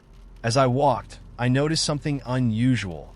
A small, almost invisible door tucked between two houses, set at the base of a high fence that bordered a backyard. The door was no larger than a cupboard, and its wood was faded, the color of old parchment. It seemed completely out of place in a neighborhood like this, so ordinary in every other way, so neatly wrapped in the conventions of suburban life. But that door, that tiny, strange door, felt like the kind of thing you could get lost in if you weren't careful. It was so small, so hidden, that I almost convinced myself I had imagined it. But something about it kept tugging at me, like an unspoken invitation. I stood there for a moment, staring at it, unsure whether to approach it or walk away. I glanced around, but there was no one. Not a single person was on the street, no cars driving by. The world felt a little too still. I stepped closer. The moment my fingers brushed the handle, the air around me seemed to shift, slightly but unmistakably. The temperature dropped, the light dimmed, and the hum of the world seemed to soften, as if it were holding its breath. The door creaked as I pulled it open. Beyond the door, there was only darkness. It wasn't the kind of darkness you expect from an abandoned alley or a cave, but something that felt like it had been waiting for centuries. An absence of light, not unlike the feeling you get when you stare into a long-forgotten memory, one that has slipped from your grasp just as you try to hold on to it. I didn't hesitate. I stepped through. For a moment, there was nothing but the sound of my own heartbeat. And then, the darkness began to recede.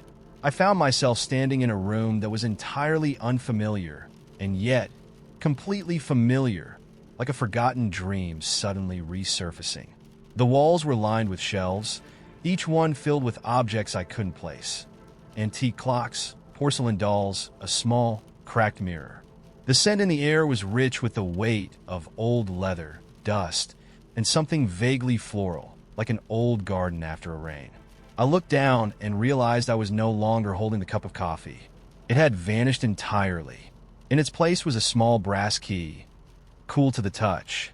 I didn't know where it came from, but I knew what I needed to do.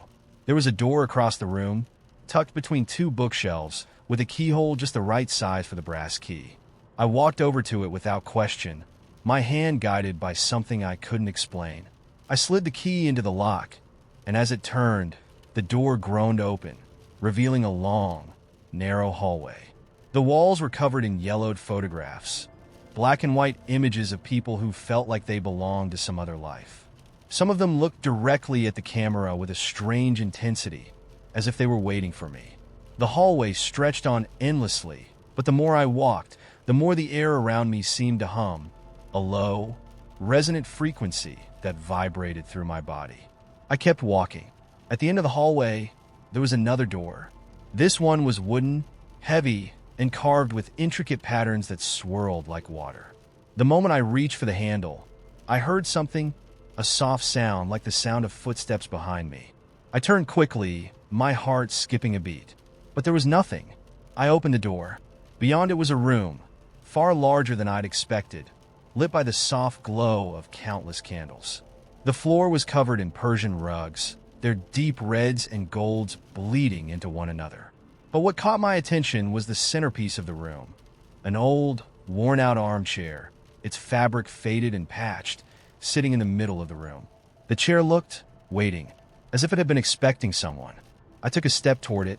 The moment I did, I felt something shift inside me, a deep, almost imperceptible tug at the edges of my thoughts. I didn't understand it at first, but as I moved closer, I felt something even stranger. I felt known. I had been here before. I belonged here. I sat down in the armchair, and as soon as I did, the room around me began to change. The rugs seemed to ripple like water, and the candles flickered, their flames twisting into long, delicate strands of light. The air thickened, heavy with the weight of memories, memories I hadn't realized I had forgotten. Faces, moments, places, all blending together in a kaleidoscope of images. I saw my mother laughing in the kitchen, the way her voice used to sound when she sang along to the radio. I saw myself as a child, running through the grass, the sunlight warm on my face. And then, without warning, I saw a door. The one that had led me here. But something was different now. I wasn't outside the door anymore. I was inside it. Suddenly, I knew where I was. It wasn't just some forgotten room tucked behind a hidden door. It was a place that existed between moments. A space between memories and dreams, where time didn't work the way I understood it. And the most unnerving part, I understood that this was a place I could visit whenever I wanted, whenever I needed to. The warmth of it all, the recognition, the feeling of being wrapped in a blanket of forgotten things, was too much. I closed my eyes. When I opened them again, I was back on the street, standing before the small door that had started it all. The sun had shifted slightly, casting longer shadows, but the air was still and the world as it had been before I stepped through. The door was gone. I stood there for a while, staring at the place where it had been, trying to remember every detail of what I had felt. But all that remained was the brass key, warm in my palm, and the faintest whisper of a memory that told me I could return whenever I wanted. Have you ever stepped into a place where time doesn't behave the way you expect? Where the past and future seem to fold in on themselves, and you leave feeling like you've just touched something both ancient and timeless? Let's start a new story. It began on a morning so quiet that even the city seemed unsure if it should wake up. I was sitting at my desk, staring at a blank document on my laptop, the cursor blinking like an impatient tap on the shoulder. Writing had once been my lifeline, but now it felt like trying to wring water from a dry sponge. Frustrated, I snapped the laptop shut and decided to go for a walk. I grabbed my keys, stuffed a notebook into my bag because what if inspiration struck, and stepped outside. The air was soft, heavy with the scent of rain that hadn't yet arrived. I headed toward the river, my usual route for clearing my head, but halfway there, I spotted something unusual, a string of orange flags fluttering in the breeze, strung across an alleyway I'd never noticed before. The alley was narrow and dim, walls covered in a chaotic mosaic of graffiti, posters, and peeling paint. At the far end, the flags led to a door, bright red, with no sign or explanation, just a small brass knocker shaped like a fox's head. Curiosity tickled at the edges of my mind. I glanced back at the street, half expecting someone to stop me, but the world carried on as if the alley didn't exist. I knocked. The door creaked open, revealing a woman with wild hair and a paint-splattered apron. She studied me for a moment, then smiled like I was an old friend. "You made it. Took you long enough." "Made it where?" I asked. Instead of answering, she stepped aside, gesturing for me to enter. Against every ounce of reason, I went in. The room was unlike anything I'd ever seen. It was enormous, far larger than the building should have allowed, with vaulted ceilings strung with lights that looked like captured fireflies. The air smelled of sawdust and ink, and every surface was covered with strange, beautiful creations. Clocks with too many hands, books with pages that seemed to shimmer as if alive, and paintings that felt like they were watching you. "This is the atelier," the woman said, "where things go when they're lost." "Lost?" I echoed. She nodded, picking up a small wooden box and holding it out to me. "Open it." I hesitated but finally lifted the lid. Inside was a single, worn playing card, the Ace of Hearts.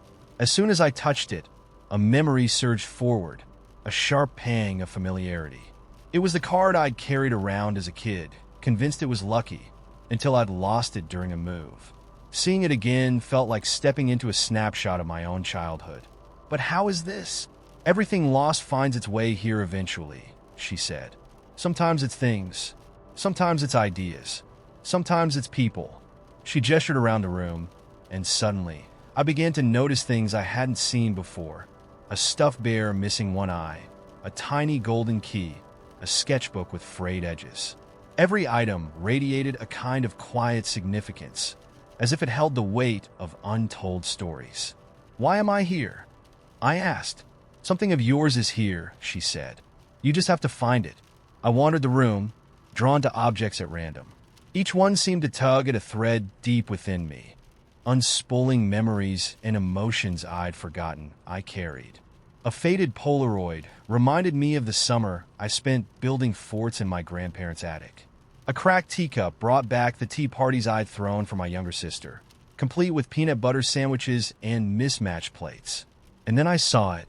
Tucked into a corner, half hidden behind a stack of books, was a small wooden crate. The instant I touched it, I knew. It was mine. I pulled it out, heart pounding, and opened the lid. Inside was a collection of journals, each one worn and dog-eared, filled with my earliest attempts at writing. Stories about time travelers and talking animals, poems about the moon, half-finished plays where everyone spoke in rhymes. I'd forgotten these even existed. They're your roots, the woman said, appearing beside me. The parts of you that you left behind. I picked up one of the journals and flipped through it, the words clumsy but alive. My handwriting grew smaller and more careful as the pages went on, a tangible record of me learning how to tell stories. I thought I outgrew this, I said softly. She smiled. You don't outgrow where you started. You just lose sight of it sometimes. The firefly lights flickered overhead, casting the room in a warm, golden glow. I sat there for a long time, surrounded by the fragments of my younger self, feeling a strange mix of nostalgia and clarity. When I finally looked up, the woman was holding a small envelope. One last thing, she said, handing it to me. Inside was a slip of paper with a single line scrawled in a handwriting I didn't recognize. Write the story only you can write. When I looked up again, the woman and the atelier were gone. I was standing back in the alley, the red door nowhere in sight. The crate was still in my hands, the journals inside as real as the pavement beneath my feet. I walked home slowly, the city buzzing around me, but everything felt different. Lighter, brighter. That night, for the first time in years, I opened a blank page and began to write. Not for anyone else, not for an audience, but for me, for the child who believed in time travelers and talking animals, and for the person I was finally starting to remember how to be. Have you ever found something you didn't know you were searching for? Something you thought you'd lost forever? Let's start a new story. It started with the sky. I know that sounds cliched, but I swear it was the strangest thing. I was standing on the corner of Maple and 4th, waiting for the light to change, when I noticed it. The sky wasn't just blue. It was alive, like it was pulling itself together in real time, a chaotic swirl of gradients. I've seen sunsets and sunrises that made me stop, but this was different. It felt like the sky was trying to tell me something, its layers of clouds shifting and rearranging in ways I couldn't quite explain. A kind of cosmic choreography, invisible threads holding the atmosphere together. A horn blared from a passing car, breaking my reverie, and I blinked, suddenly aware of how strange I'd become. But the moment stuck with me, and I found myself looking at the sky more often as I walked through the city, wondering if it was always like that, just out of reach, more than I'd ever noticed. The rest of my day was similarly odd, as if the universe had decided to reveal its mysteries, one small piece at a time. I turned down a side street and saw a man setting up a lemonade stand. He was grown, maybe in his late 30s, and wearing a Hawaiian shirt that clashed terribly with the practical shorts and sneakers. His table was adorned with a fresh lemonade, 2 for $5 sign written in shaky letters. But what caught my attention wasn't the lemonade. It was the jar he had beside the stand, half filled with tiny paper cranes. They were folded perfectly, with crisp edges and bright colors, their wings poised as if they were about to take flight. The man noticed me staring and gave me a hesitant smile. Do you want to buy one?" he asked, and there was a weird, tentative kindness in his voice, as though I might decline and shatter the fragile bubble of his little world. I shook my head. "No, but they're beautiful." He nodded, like he'd heard this before. "I make one for every cup of lemonade I sell. I used to just throw them away, but it didn't feel right, you know? So now I keep them." I glanced at the jar again. The hundreds of paper cranes lined up like tiny soldiers, each one painstakingly folded, each one a quiet effort to make the world a little more beautiful. "That's a nice idea," I said, and walked away, the man's soft chuckle trailing behind me like an echo. A few blocks later, I passed a florist who was meticulously trimming the edges of an orchid. She didn't seem to notice me at first, lost in the delicate task of cutting away dead petals. But then she looked up, and our eyes met for just a moment. Her face was a quiet map of wrinkles, her hands slow and deliberate as she worked. I felt a sudden wave of gratitude for her. Something about the way she cared for that flower, as though it were her life's work, gave me the feeling that the world was a place worth cherishing. She smiled faintly and turned her attention back to the orchid, brushing its petals as if it were the most fragile thing in the world. I kept walking, and as I did, a piece of the world seemed to open up a little more. The small things, the ones that most people overlook, began to reveal their purpose, and I felt like a stranger to my own life, noticing things I'd walked past 1,000 times without ever really seeing them. At a street corner, a group of teenagers stood in front of a food truck, shouting at each other over the loud whir of the truck's engine. They were laughing and leaning into each other, trying to decide between tacos or falafel, their hands gesturing wildly, as if the food could change the course of the universe. I overheard one of them say, "It's not about the food, it's about the vibe," and I almost laughed aloud. But then I realized they were right. In the way they were talking, in the way their words bounced off one another, it wasn't about the falafel or tacos. It was about the moment, the energy, the sense that they were alive and here, and that was enough. As I walked past them, I felt like I was seeing the world through their eyes for a moment, vibrant, messy, full of possibilities. Further down the street, a man in a suit was holding a door open for a woman with a stroller. The woman smiled at him, her eyes crinkling at the corners, and thanked him in a voice that sounded like music. The man didn't acknowledge her at first, his focus entirely on holding the door, but when she stepped through it, he turned to follow her, and for just a second, their hands brushed. A fraction of a moment, but in it, there was something that stopped time. It wasn't a romantic gesture, just an everyday interaction, but there was a quiet grace to it, as if they'd both somehow known the other's need before they'd even realized it. I found a bench by a tree and sat down, suddenly feeling very tired, not from walking, but from all the things I had been missing. In the space of just a few hours, I'd been given glimpses into people's lives that were both fragile and profound. A paper crane here, a laugh there, a moment of kindness.